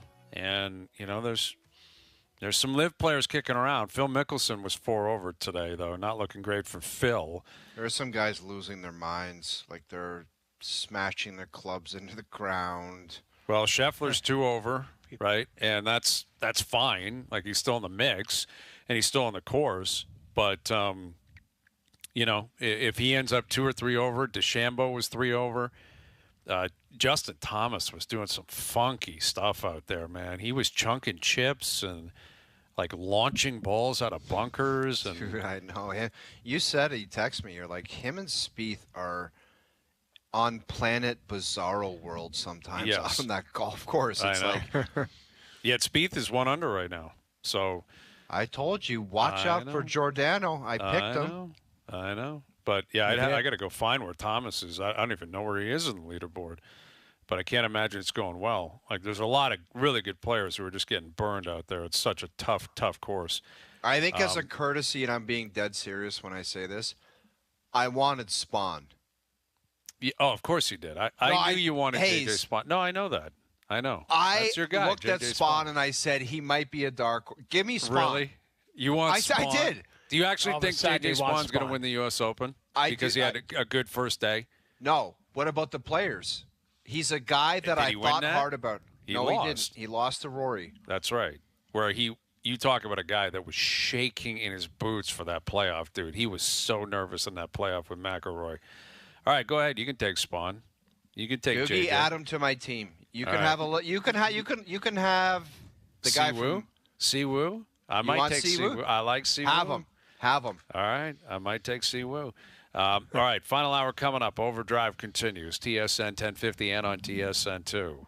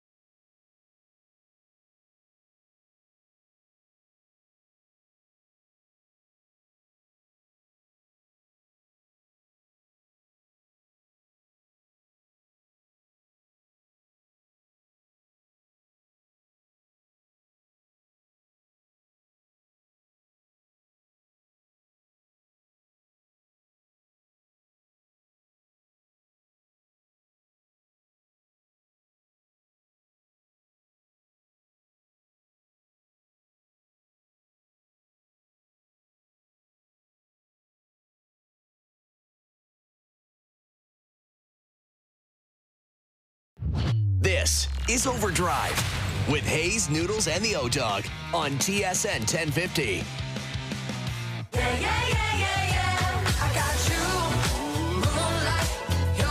Final hour Overdrive continues, powered by FanDuel, bringing you everything from the opening line to the final score.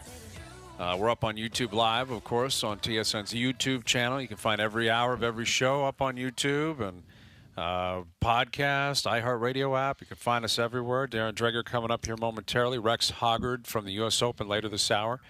Our best bets on Game 4 of the Cup Final tonight. Lots going on, including the Blue Jays being red hot. I'm noticing now MLB Network's doing different things on them. ESPN's baseball coverage. Oh, they're coming alive. Everyone's paying attention to the red hot Blue Jays.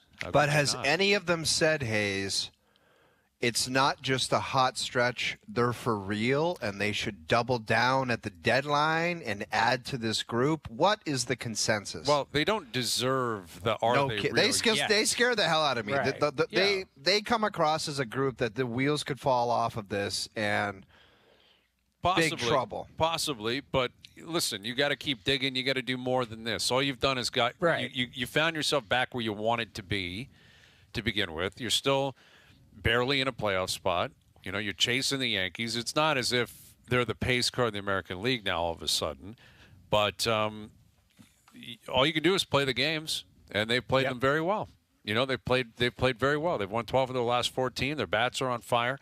They've dealt with a lot of injuries. Scherzer's going to make his rehab start in Buffalo tomorrow. That's another list idea I've got, like the kind of over-the-hill athletes who are still very compelling moving forward. I have that list dialed in. I might get to that tomorrow. Aaron Rodgers would be on that. Absolutely, on he is. Noodles. There's two guys down in Pittsburgh that are on that list for me. Two guys. Sidney Crosby. The other guy plays for the hockey team. Absolutely. Yeah. So I'll tell you more about that tomorrow. I don't want to, tip off my list too early, man. I got another one cooking for tomorrow.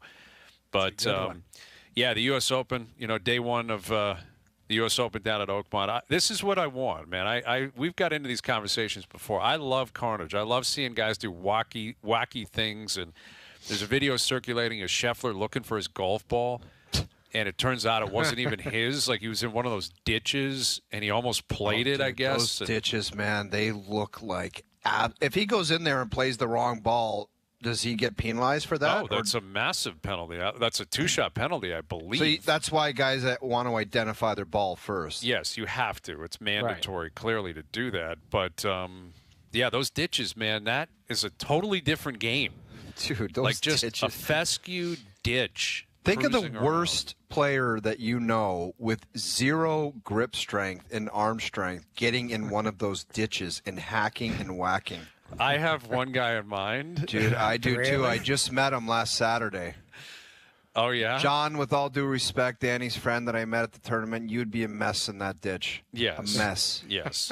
It would be mandatory pickup. I wasn't going to name names. I mean, I got one guy who I think we all possibly could have him in mind. And just to see him do some funky things on that golf course. I know who it is. Would just be wild, man. I kind of want to see it. I kind of want to see it. Well, Justin Thomas said, he's like, all you people are yapping at, like, what? He goes, the USGA should just get a 5 handicap, a scratch, a +4, and a 10, and get them out here and let's see what they shoot. I totally agree. Like, I would love that challenge. I would be infuriated. Like, throughout it, I would be bothered, and I would probably snap and say this is stupid. And, even though I'm not playing for anything and I'm not I'm a 10 or whatever, I would represent that part of the handicap system. Well, you better get ready because I placed the phone call today. We're going down there later this summer, me and you, and we're playing that place. Oh, is that right?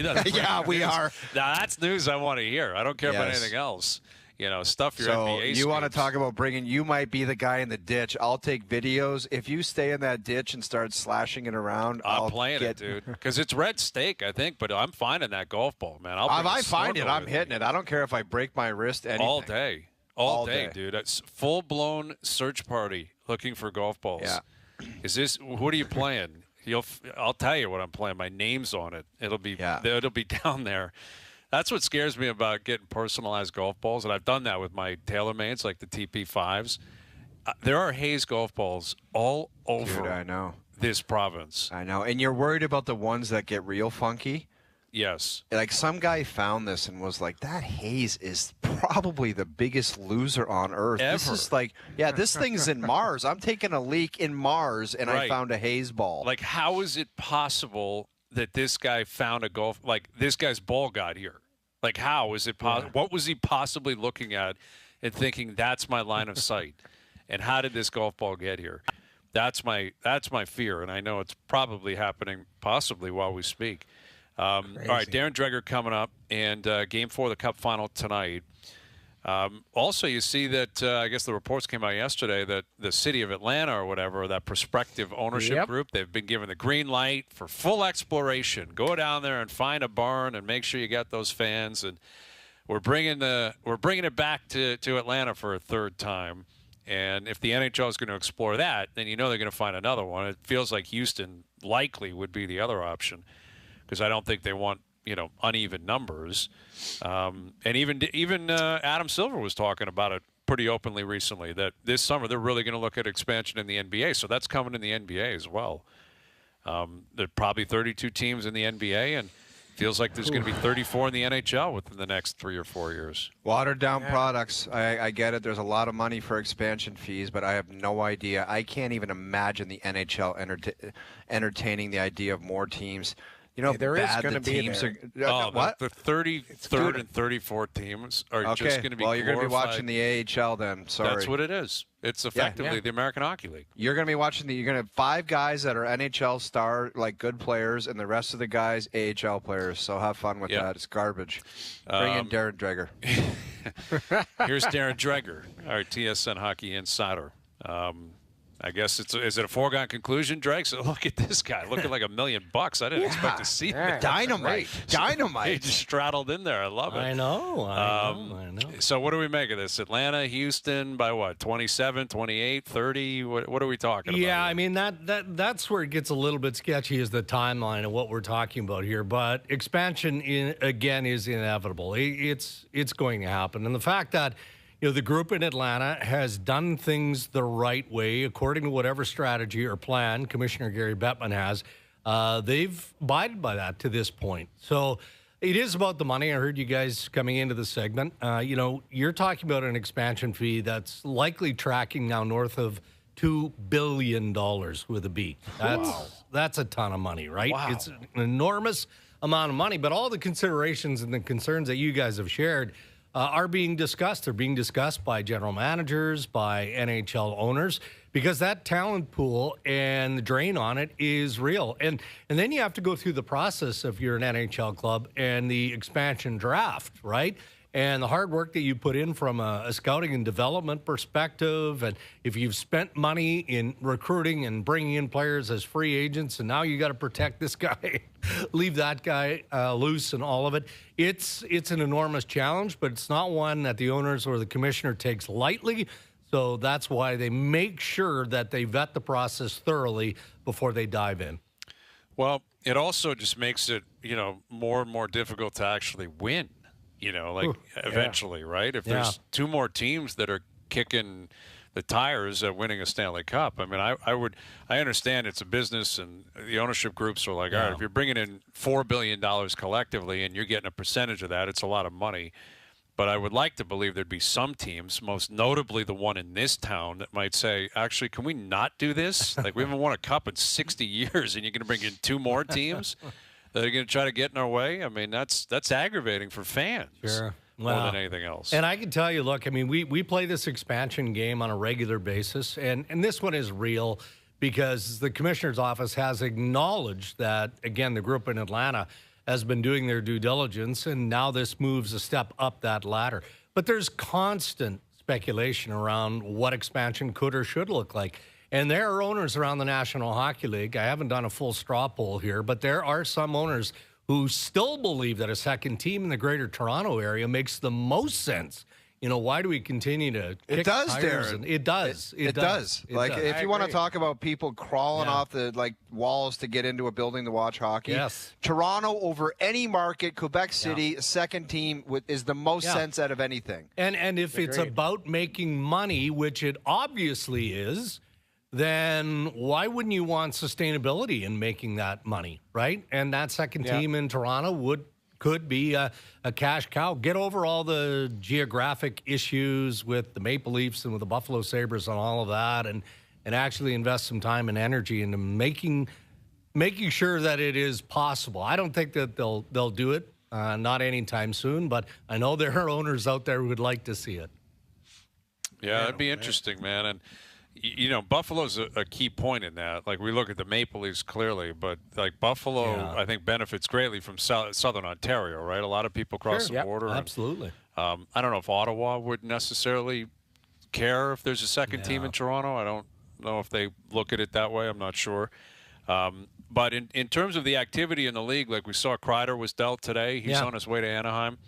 Do you get the impression that there's other deals that are either waiting for the Cup final to be complete, or, why would this one go down during the Cup final? I know Bettman historically would probably prefer that doesn't happen, yet for whatever reason it did this time. Yeah, well, look back to last year when the Ottawa Senators acquired Linus Ullmark, right? And we're all sitting there going, geez, did that really just happen? Mm-hmm. I mean, you're right. Normally the league doesn't like the idea of a deal like this happening during the Stanley Cup final, but yeah, it's a game day, but the news got out of the way, and it has been speculated on for the last couple of days anyway. And, I mean, even dating back to early last season, the idea of Chris Kreider being traded by the New York Rangers is not shocking or surprising to anyone. And they had to go through a process because the Anaheim Ducks originally were on Kreider's no-fly zone. He wasn't willing to waive until he decided, look, this is a better opportunity. Jacob Trouba's there. Those two guys are tight. So it makes a lot of sense. As for action around the league, yeah, I think you're going to see some. I don't know that we're going to see any more between now and the conclusion of the Stanley Cup final. But look, I mean, the Maple Leafs, the Vegas Golden Knights, the Dallas Stars, like, just look at all these cap top teams. We know the salary cap is going up.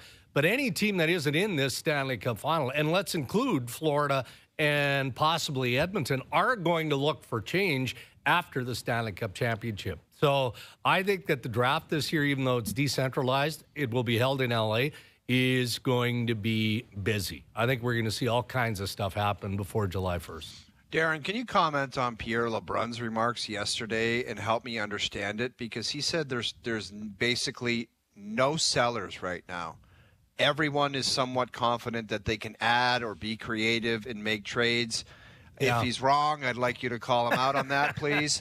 But just help me explain that, because I just don't get it. Like, are these teams fooling themselves or what? Well, I guess the definition of the seller is traditionally what we look at going into the trade deadline, and that's reality recognition of a club that knows they're not playoff worthy, so they're going to sell off some of their pieces. Maybe it's contract related and all of that. So in that sense, I guess I can appreciate and agree with what he's saying. But I would look at the Buffalo Sabres. Again, we've been talking a lot about Bo Byram and what is Kevin Adams, what are the Sabres going to do with that talented young defenseman? Well, I wouldn't call the Sabres a seller. They're trying to be a buyer. They're trying to right the ship so that they can at least be considered a playoff contending team next year, and that's a pretty big ask. It is. Bo Byram looks up and he sees Dolan and he sees power. And he believes that he's a top pairing defenseman, wants to be a full-time power play guy, thinks that he could be a number one. Well, if he's not, if the path isn't there in Buffalo, then why wouldn't he want to go somewhere else? He hasn't asked for a trade, but he's got the hammer in the sense that he's 2 years away from unrestricted free agency. So there's an option of Buffalo. Do they trade him now at maximum value? Or do they just retain his rights, hold him on, and worry about it down the road? So I think Byram is getting traded. So I think that's an interesting development in the days ahead here. Any other teams that we would say sneakily flying under the radar we should keep an eye on that, isn't front and center? Not necessarily front and center. We just talked about Kreider going to Anaheim. It does feel like Pat Verbeek and the Ducks are willing to be a lot more aggressive.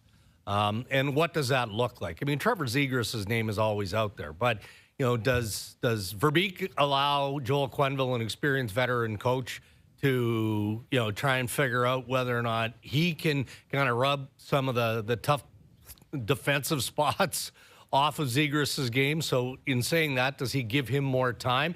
And what else is up the sleeve of Verbeek and the Anaheim Ducks? Because no different than Buffalo and some of these other clubs that feel that they're not that far away from being a playoff contending team. Well, Anaheim has that same type of feel. But beyond that, then I think you're just looking at teams that are trying to be as aggressive as they can, maybe move some money.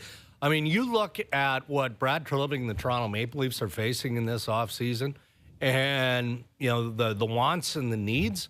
How are they acquiring all these pieces? Where are they getting these players from, right? I mean, if you swing and miss in free agency because Sam Bennett decides to go somewhere else or stays in Florida, and you extend John Tavares and Mitch Marner walks, well, now you're trying to acquire players via trade, and that can be tricky business. So there's lots of teams that are looking to upgrade, but the challenge is how do they get that job done? Yeah, and that's certainly the case with the Leafs. Now, Matthew Knies is the RFA in this, so it's not necessarily, there isn't as much pressure or as much leverage clearly on the side of the player. But I would suggest he's as important, if not more important, 100%. Than the other guys. Where do we stand on that, Knies and the Maple Leafs? Well, there's ongoing discussion and negotiations there.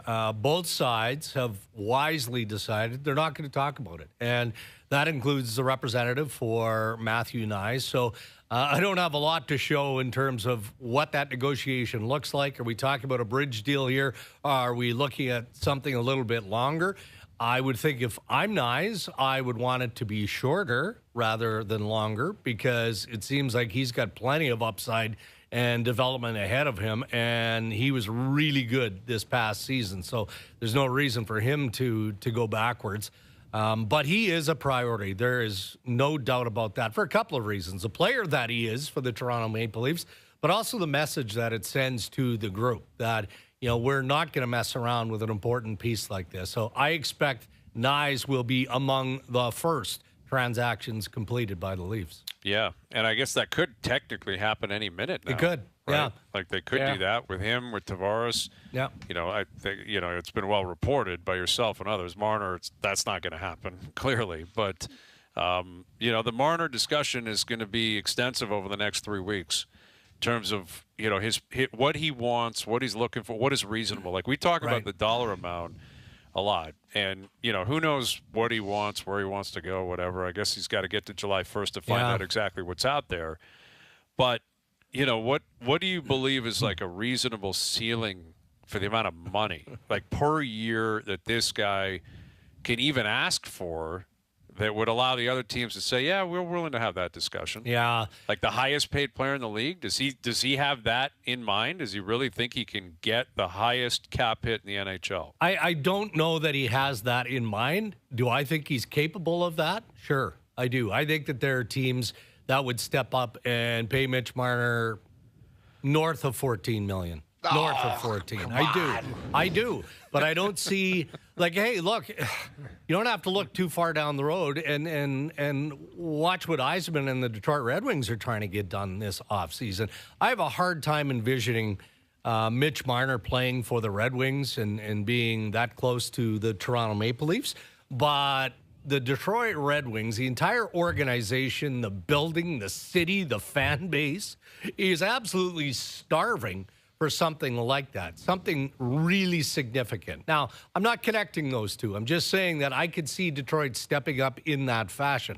I had a team tell me earlier today that they think that Marner would consider taking a shorter term, depending on the fit, depending on the team. That doesn't mean he's taking less money on an annual average salary, and it depends which tax market we're talking about, despite what the commissioner says. But if all of a sudden now there's wiggle room in what that deal looks like from a term perspective, I think that increases the level of interest from a number of different teams. Well, you mean a big number on a Solani Korea type situation where he just goes short term somewhere and tries to win a cup? Is that what you're... Yeah. But those were what, 1-year deals? No, I wouldn't say that. I think you got to go in that 3, 4, 5 year range. And I'm not saying that that's what Marner wants, but I think that there are teams out there that would prefer that and might spend a little more to convince him to do that. But you're never going to make up the money that you would, get in either that 8th year or even the 7th year as a true unrestricted free agent.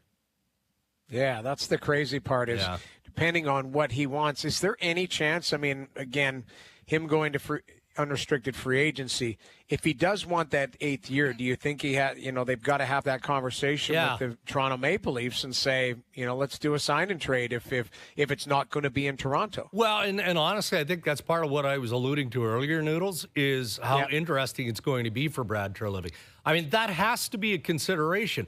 Now, does it make sense for the Maple Leafs to move Marner's rights? You get a 4th or a 5th round draft pick, so the team can get to him earlier. And no, that doesn't make a whole lot of sense. I mean, I could understand, I guess, doing that. But what if there's an actual trade here and Marner is willing to negotiate, an extension, and he does get that 8th year if that's attractive to him with the team that he wants to play with, and you're helping that team by maybe getting a player or a couple of players that are actually going to help the Toronto Maple Leafs in the process as well. I think that absolutely everything from Toronto's perspective has to be considered. Yeah, that makes a lot of sense for the Leafs. Yeah. And I would think for Marner, I mean, there have been reports that the relationship is frosty or whatever, different terms. I don't see how that makes any sense if we're dealing with business. Right. And what could possibly be? I get that they asked him to waive at some point. Well, when a guy doesn't want to re-sign, why wouldn't anyone? That's what an organization does. That's what I'm does. saying. Like, it's not. They didn't treat Mitch poorly, to my knowledge. I mean, maybe he has a different impression of this, but what could possibly lead either party to say, we're not helping you? And same thing from the Leafs. No, why would you be I'm not helping you, Mitch? Why? Why would you not why would you do that? Why would you do a disservice to yourself because out of pettiness or whatever? That doesn't seem to make a lot of sense. No, I don't get that sense at all. And look, I'm sure that Brad Treliving tried to engage with the Marner camp a number of different ways and a number of times over the course of the season, certainly prior to the season, even though, they kept saying the focus has to be on hockey individually and as a group, and it was. And he had a terrific regular season. And I'm sure that there were at least discussions with Ferris and Treliving that maybe weren't specific to the development of a trade, but the possibility of a trade. But I do know that Marner more or less was blindsided by the Carolina scenario at the trade deadline, but not to a point, I don't think, where there's hard feelings or where that would interfere with anything. I kind of remain status quo on this front. Unless there's a deal that makes sense to manage everything we've just talked about here, then he goes to July 1st. And he looks at everything in front of him from, the full freight of a multi-year term, 7 years, to a shorter term. And then he listens to whatever the interest the Toronto Maple Leafs would have, and he makes his decision as educated and informed as it would be at that point. Yeah. Well, that's where I wonder where the Leafs would, if they'd feel like they're just wasting their own time. If you've been trying to engage with him on conversation, why do it? Why wait? Why even talk to him on July 1st? What's the point? If you've been trying to talk to him for 6 months and he's not going to do it, why would you even engage? Yeah, that's not the way Brad Treliving works. I mean, he's involved in everything.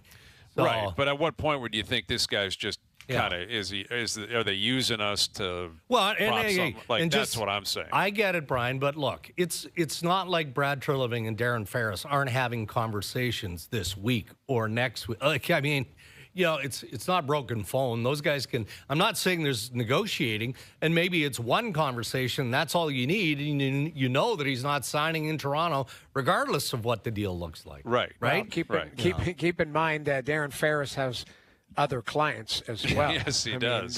He does have other clients. That's the beauty. And I've talked to managers all the time, and I always felt, and even talking to my agent, they'll have a screaming match with a GM about a certain player, and then an hour later they got to talk about a different player. Happens all the time.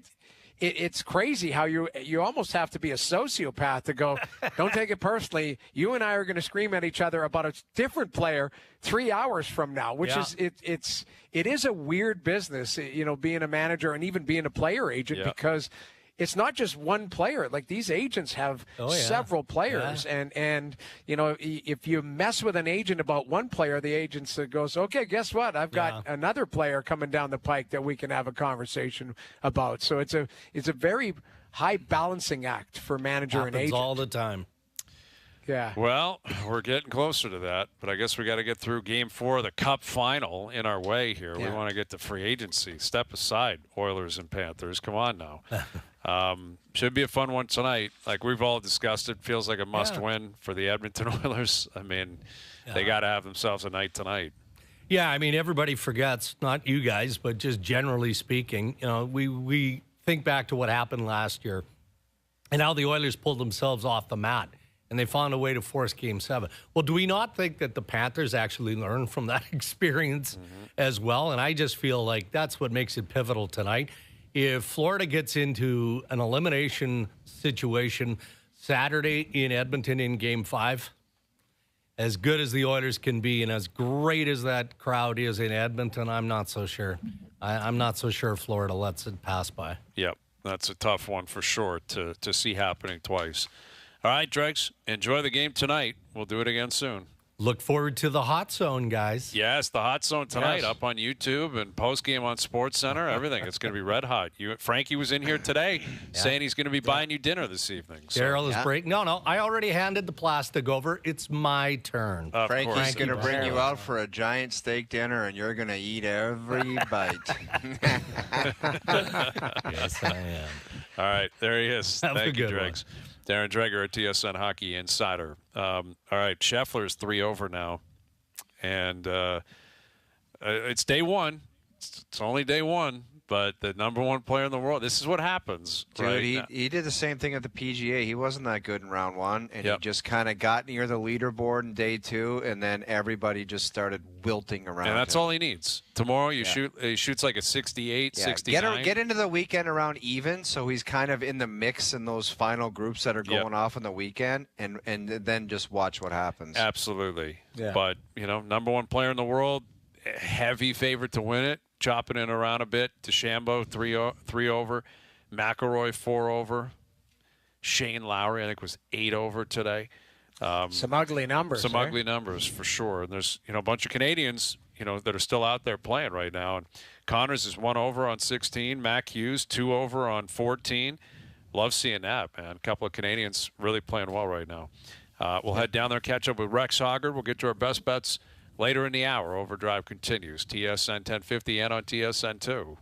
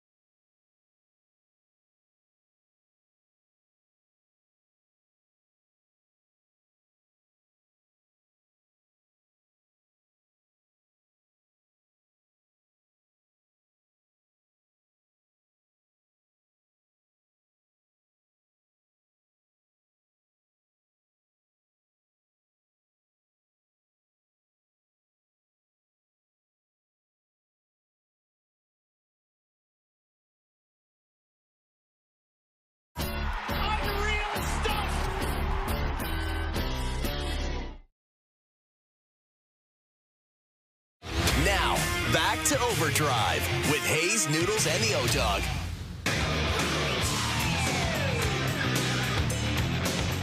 All right, best bets coming up later in the hour. Game 4 of the Cup final tonight. Jays off, back in action tomorrow. Day 1 of the U.S. Open down at Oakmont. The 10th time Oakmont has hosted the U.S. Open. J.J. Spawn, I believe only the 8th player ever to go bogey-free in a round. That's how well he played. That was this morning. He's into the clubhouse at 4 under. So he had fun. Not sure anyone else is having fun. Maybe our next guest is. You know him from the Golf Channel, NBC. He's been on the show a bunch. Here he is, Rex Hoggard. Do you sense the players are having fun today, Rex? I don't think fun is the word I would use. Absolutely not. And I'm having lots of fun because I don't have to play that golf course. It is just so demanding. And we saw some rounds earlier today where players seemed like they were getting things moving in the right direction. I think there was a little bit of surprise. We know how hard Oakmont is, but Oakmont ended up Oakmonting, to turn it into a verb, I guess, because it's such a difficult golf course. And even if you're a Rory McIlroy or a Justin Thomas or some of the other players that we saw struggle today, it doesn't take much to get sideways, and that happened to quite a few guys. Rex, is the scoring better or worse than you thought? A little bit better, actually. If you look at, we sort of broke this down earlier in the week. If you look at winning scores on this golf course, hosting the U.S. Open last time around, it was Dustin Johnson. He finished at 4 under par, but time before that, it was Angel Cabrera. He finished at 5 over par. So I was thinking somewhere in between those two extremes, somewhere maybe 1 or 2 under par. So when you have someone like J.J. Spawn who gets off to such an unbelievable start, that's pretty amazing. No bogeys on that golf course, 4 birdies, that's something. Rex, what is that golf course? Is that the hardest course in the world? Is that the best course in America? Like, is it the best course in the world? Is it just plain insane? Like, what is that place? It's sort of an anomaly. I've talked about it a little bit this week. It is the hardest course in the world, and I think that was the goal of the club, of the people who started the club 100-plus years ago. They wanted to create a very demanding test, and that's exactly what they've done. And over the years, I think Bob Ford was a huge the longtime pro there, one of the best club pros in the business. He sort of initiated the tree removal program, so now you end up with this sweeping vista. It is, as John Bodenhammer from the USGA said earlier in the week, it's a cathedral. With Rex Hoggard, and generally speaking, when that's the case, and at any major, in the U.S. Open in particular, you know, the cream will rise to the top. Now, it's day 1, but you mentioned a few names that are struggling out there. Scheffler, McIlroy shot 4 over. Bryson was 3 over. You know, of those names, Scheffler's the most predominant one because he's such a heavy favorite, and he's still on the course, so we'll see what he ends up on day 1. But do you expect the 3 of them, Scheffler, Bryson, Rory, you know, let's say they're 3 over, 4 over on day 1, are they just simply in the mix? Are they still the pace cars, even though they're so far back in terms of day 1? But because this course is going to humble everybody, do you think they can kind of reason with that and still feel good about their chances? I think Scotty's going to feel fine about his chances. He'll probably be aggravated because everything didn't go his way like it normally does for Scotty Scheffler the last few years. But certainly if he finishes this up at 3 over par, he's going to feel fine going into the final 3 rounds of this tournament, knowing that it's only going to get more difficult. It's a little bit different answer to Rory and Bryson. I actually picked Rory to miss the cut, which is pretty amazing. Since about a month ago, we were probably sitting around talking the idea that after he wins the career Grand Slam at the Masters, just imagine how he can play unburdened and imagine the things he'll be able to accomplish in the major championships. But his last 2 starts, he has played horribly. As a matter of fact, his last start at the Canadian Open, he posted his worst round ever in a non-major, a 78, to miss the cut. Probably the bigger deal is he has struggled with the driver. He's given up on more than 5 shots to the field in his last 2 starts. That's not Rory McIlroy. So I had the idea that he probably was going to struggle, and I don't know how much confidence he has. And Bryson is a little bit different when it comes to this, simply because Bryson is going to be the type of player that we all know what he did in 2020 to win the U.S. Open at Winged Foot. This isn't that tournament. I don't think he'll be able to stand on every tee and hit driver, so it's a little bit different animal. I watched Rory start today, and he gutted one down the 10th fairway, hit a nice approach, and it was going swimmingly, and then he kind of just imploded. But you mentioned his struggles at the Canadian Open in here, but what I'm wondering is, like, why is he so pissy? Like, why, after a guy that just won the career Grand Slam, why is he storming off the golf course, not addressing the media again? Like, what is up with this guy? Good question. Good way of putting it. I like that word, pissy. I'll go along with you on that one. I think it's a combination of things, and he voiced it earlier this week. And I've always said that when Rory McIlroy is being interviewed and he's in a good mood. He's one of the best interviews in the world. But when he's in a bad mood, this is what you're going to end up. And he has been strangely in a bad mood, to your point. This should be the happiest time in his life. He had a quote earlier in the week that I was stuck by, and I wrote an entire column around the idea. He said, you envision yourself standing on that green. And he's talking about the Masters. And you envision how special that moment is and putting the jacket over your shoulders. You never envision what comes next. And for Rory, what has come next has not been great. He hasn't played his best golf. We now go back to the PGA Championship when his driver was deemed non-conforming. I think that aggravated him. I don't think he liked the way that story came out. I don't think he liked the way the narrative tracked. And I don't think he likes the way his life has seemed to change so much. He's sort of coming to grips with, I'm now one of the 6 greatest players who's ever played the game. That would be tough for anybody to wrestle with. I'm not here to apologize for Rory, but I could certainly sympathize. With Rex Hoggard of the Golf Channel. So we've got, a number of names at the top of the leaderboard right now. Again, it's day 1. J.J. Spawn's been great. Sung J. Im's up there. Siwoo Kim.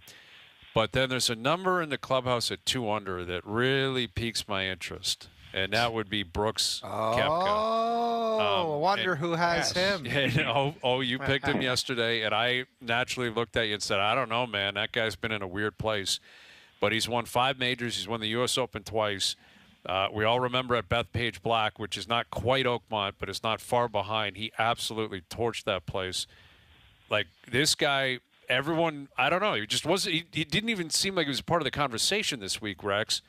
And part of that's live. Part of it's how he's played the major tournaments in the last year or so. But this guy shows up, and when it's tough, like Koepka can do it, man. Like, did you see enough from him day 1 that would make you believe this guy could legitimately win the golf tournament? I did, and I don't want to get too far out of my skis. I don't have a betting slip on him like someone else apparently does, so good for that person.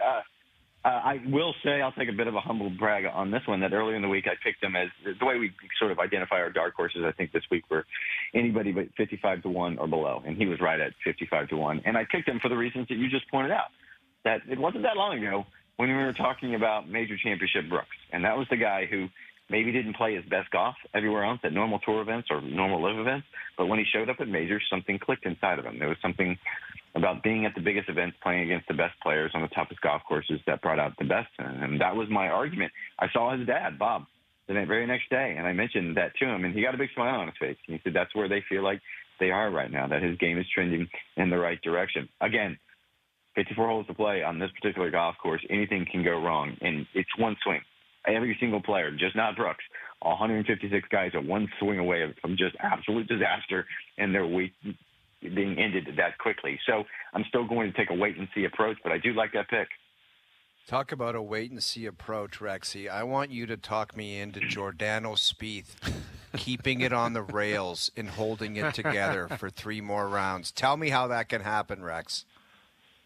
Not the course that I would ever pick Jordan to play well on. I mean, honestly, we know what he does well, and it doesn't seem like that's the case. The funny thing is, this version of Jordan, and I was noticing this the last few weeks as you look at his stats, he's driving the ball better than he probably ever has, even when he was playing his best golf in 2015 and 2016. What's holding him back is his putting, and in a strange way, this golf course mitigates the good putters.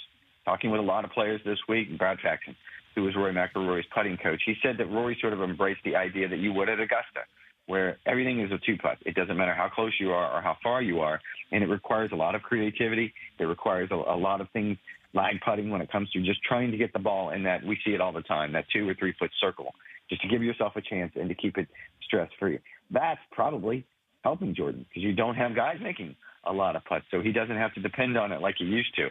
I don't know if I would be very bullish on Jordan. Again, not his kind of golf course, but it's cool that he's up there. Well, that's the amazing thing about this place and these greens, and I noticed that with Scheffler today. He had a couple of putts, early in his round that were like 50, 60-foot lag putts that he didn't do a very good job on, and I'm guessing he never has to do them. Like everywhere else on tour, the guy's inside 15 feet, 20 feet. And this course, put him in spots where he's, and a 60-foot lag putt is difficult for anybody, clearly. But a guy like Scheffler, he's in some funky spots at a place like this because generally he's just right in the middle of the fairway, right in the middle of the green, and 2 putts and leaves. And I guess that's the beauty of the U.S. Open. And these greens are running 14.5, 15 on a step meter, which is a ridiculous speed. Like, you would never see that at anywhere else, not at Augusta, and nowhere else in the world of golf would you ever see that, to your point. I talked to Randy Smith, Scotty's swing coach, earlier in the week about that idea. And Randy's argument actually was it kind of brings out the artist in Scotty, that he equates it to Augusta National as well. And we all know he's got 2 green jackets. He seems to like that place just fine. And it requires a lot of creativity. It's not a point A to point B situation. And a lot of times with those 60-footers that you just mentioned, you're just trying to give yourself a 5 to 10-footer from somewhere that's below the hole. And that's probably a best-case scenario. It takes a lot for a player like Scotty Scheffler, to your point, to play that kind of shot. But he's really good at it most times. Rexy, does J.J. Spawn ever, like, does that type of player, is it just a fantasy world, kind of like the players where the superstar roars up and catches him and gets it done? Like, do you ever see a guy like J.J. Spawn or somebody of that ilk, like, kind of closing the deal here, or is that just a good first round? It's a really good first round. It's a phenomenal first round. I think I saw a stat today that only Dustin Johnson in the first round in 2016 had a bogey-free round at Oakmont. So it gives you an idea of how difficult that is. I would come to the defense of J.J. Spawn only on this count, where we were kind of having this conversation earlier in the week about who would qualify as a surprise winner. And I think the conversation was Tommy Fleetwood, Cameron Young, a player who hasn't won on the PGA Tour, but a player that's clearly talented. JJ would be a surprise. He would be a surprise winner. But I think what happened to him at the Players, twofold. One, what coming down the stretch with what Rory was able to do just to force the Monday playoff was pretty impressive. Two, a 3-hole Monday playoff in those conditions on that golf course was always going to go against JJ Spawn and anyone else who was standing on that tee against Rory. Rory could not have came up with a better scenario of, I can win the Players playing these 3 holes the way I'm able to do them with my driver. No one else can match that. So I don't know if it's a Cinderella story, because I think JJ has proven to be a really good player. I don't know that I would count on him to do it through the weekend, not because of who's around him or another superstar stepping up, because Oakmont is going to do what it does. Well, I guess we'll get you out of here on that prediction. How much more difficult can they even make this course, and what do you think it'll look like the next 3 days? I know you like Hayesy and guys struggle, but I don't want to see it any harder than this. I'm cool with a little bit tougher than this, just a little bit more. Yeah, I see you two at the polar opposites. I get that. I enjoy that. I do enjoy the best players being tested. Sometimes you worry that the best players are being embarrassed. It is the line that the USGA uses all the time. I don't know if we're at that point. I think there was a moment this morning when J.J. Spawn was close to 4 under, and you had, I don't know, probably a dozen guys under par, that there was some eyebrows being raised. Like, oh, did they set it up too easy? I don't think that's ever going to be the case. I think the USGA, the modern USGA, has not pushed it over the limit in a very long time. So I'll give them the benefit of the doubt. But I think this is probably the best going day that we'll see the rest of the week. All right, Rex, we're just getting started. I know it's a busy time. We know it's a busy time. We can't thank you enough for finding some for us. Enjoy the rest of the U.S. Open. We'll do it again soon. Appreciate it. See you guys. There's Rex Hoggard of NBC, the Golf Channel. He's got a great podcast out as well with Ryan Lavner. And, I give the players credit, Hayes. Like, no matter how tough they set that, someone's going to go out there and shoot 4 under. I don't care how hard it is. Like, they're just good. So good. These guys are nuts. Like, they'll find different angles, different ways to approach holes. Like, they'll figure it out somehow. Not all of them, and it'll be really tough, but there'll be one guy that they'll just say, I'm doing this. Well, you also see the modern mentality at play where these guys are just they're going for it, man. Yeah. Like they do a flyover of a hole, and McGinley will be like, you can't put it there, you're dead. You can't. And then you'll just see a guy grab a driver and roast it 360 in the air, and he's in a greenside bunker. And then McGinley was like, well, I guess there's no defense to that. Which there isn't. No, exactly, and that's the thing. Like, if you're going to do it, and then you got a decent lie, splash it out. Like, these guys are so good, man, that they're just aggressive. Like, they're all like, yes, there's conservatism at times, and times where you got to take your medicine and all that kind of stuff. But I was chewed up. I did not say that. Dude, that's not even a word, man. Conservatism. Conservatism. I'm not sure that's a word, It's my man. a word. You can be conservative. That's what I should have said. You admitted you had a little choke before you. Yeah, I had my hand up in the group chat that I was going to go next, and I went full Darren Dreger, and I was like, I had to shut my mic off. Well, and then I looking came at back to who's life up at the next? last second. What? Yeah, there was some dead air there, and I was like, dude, I know. what is happening right now? I know. Yeah. And I was like, I can't bring this Dregger attack onto the air, and I just need Hayes to wait for one more second. We and got he it. did. We made it. It's all We good. got it. We made it through. All right, best bets coming up on Game 4 Cup Final tonight. We'll do that next.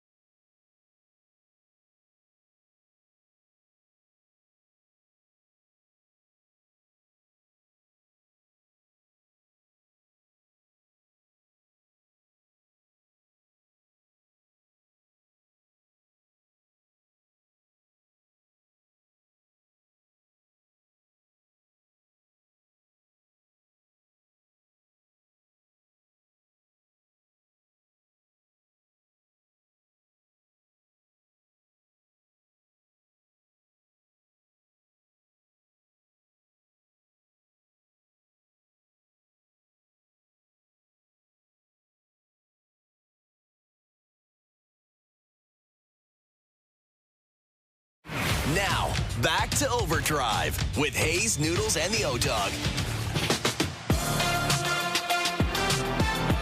All right, best bets powered by FanDuel. Make your picks and assemble a same-game parlay in seconds on the FanDuel Sportsbook app.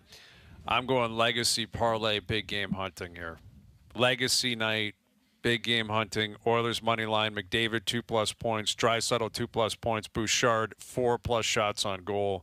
paying plus 700. Wow, back into the hut, Right owning back the into hut. it. Well, Bouchard, man, he had 5 shots on goal in the first period the other night. Like, this guy is literally Ray Bork back there. Like, everything's on net. He's right in a slot. He walks the line so well. Like, he's an offensive dynamo, and I think that'll continue tonight. Maybe we do the hut next week, and there's a lot of talk about trades, and we could do a hut of the trades you want to see the most this summer. Trade hut? A trade hut? A trade hut. A trade hut. I want to see these trades made, and it could be anything. Okay. Well, let's get crazy, man. I'll get crazy, man. Okay. We can do that. I like that. Best Bets powered by FanDuel. From puck drop to the final horn, every Stanley Cup playoff game is available on the FanDuel Sportsbook app. Please play responsibly. 19 plus, physically located in Ontario. All right. Well, one way or the other, they're going back to Edmonton after tonight. Yeah. Do they go back tied 2-2, and it's the best 2 out of 3? Will the cup be in the building on Saturday night? Yeah. I guess we'll find out. I'll tell you what you talk about it. I think you described it as a swing game, Hayes, or a momentum game. Like, if they could win this one, Edmonton, and go back to Alberta, like, with momentum, then you've got a dangerous situation on your hands. Then you split in Florida. That's all you needed. It doesn't matter how you did it. You have to do it. You got to get the split. Wow. Yeah. It's got to be a response game. Like, they stunk last game so bad. Yes. I want the refs to get out of the way and let them play. No kidding. The penalties are a joke. Just get out of the way. Nobody wants to see you. Nobody unless cares it's egregious, about you tonight. Unless somebody's stupid, like, let them play. I think, I don't think you're getting, what were the power plays? 11-6 last game, or like it was still and a little bit like, just deceptive because of the third period. They were throwing guys out and all that. But it was 4 power plays for each side in the first period yesterday. It's 8 or 3 days ago. 8 penalties, man. Like, there's no flow to that. Stop it. Play 5-on-5 and let them rock, and let the better team win.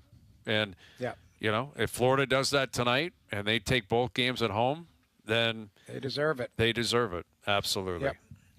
So we'll see what comes of it. We'll have a full breakdown tomorrow, as we always do. Jays will be back in action tomorrow. You got Game 4 of the NBA Finals tomorrow, Day 2 of the U.S. Open. It's going to be a fun one tomorrow. Thanks to everyone behind the scenes for helping out. We appreciate it. Everyone for tuning in today. TV, radio, podcast, web, and, of course, up on YouTube Live on the TSN YouTube channel. We're out of here. Enjoy your evenings. Enjoy the games tonight. We're back tomorrow at... JP Googled it. Conservatism, not a word. 4 p.m. We'll chat then.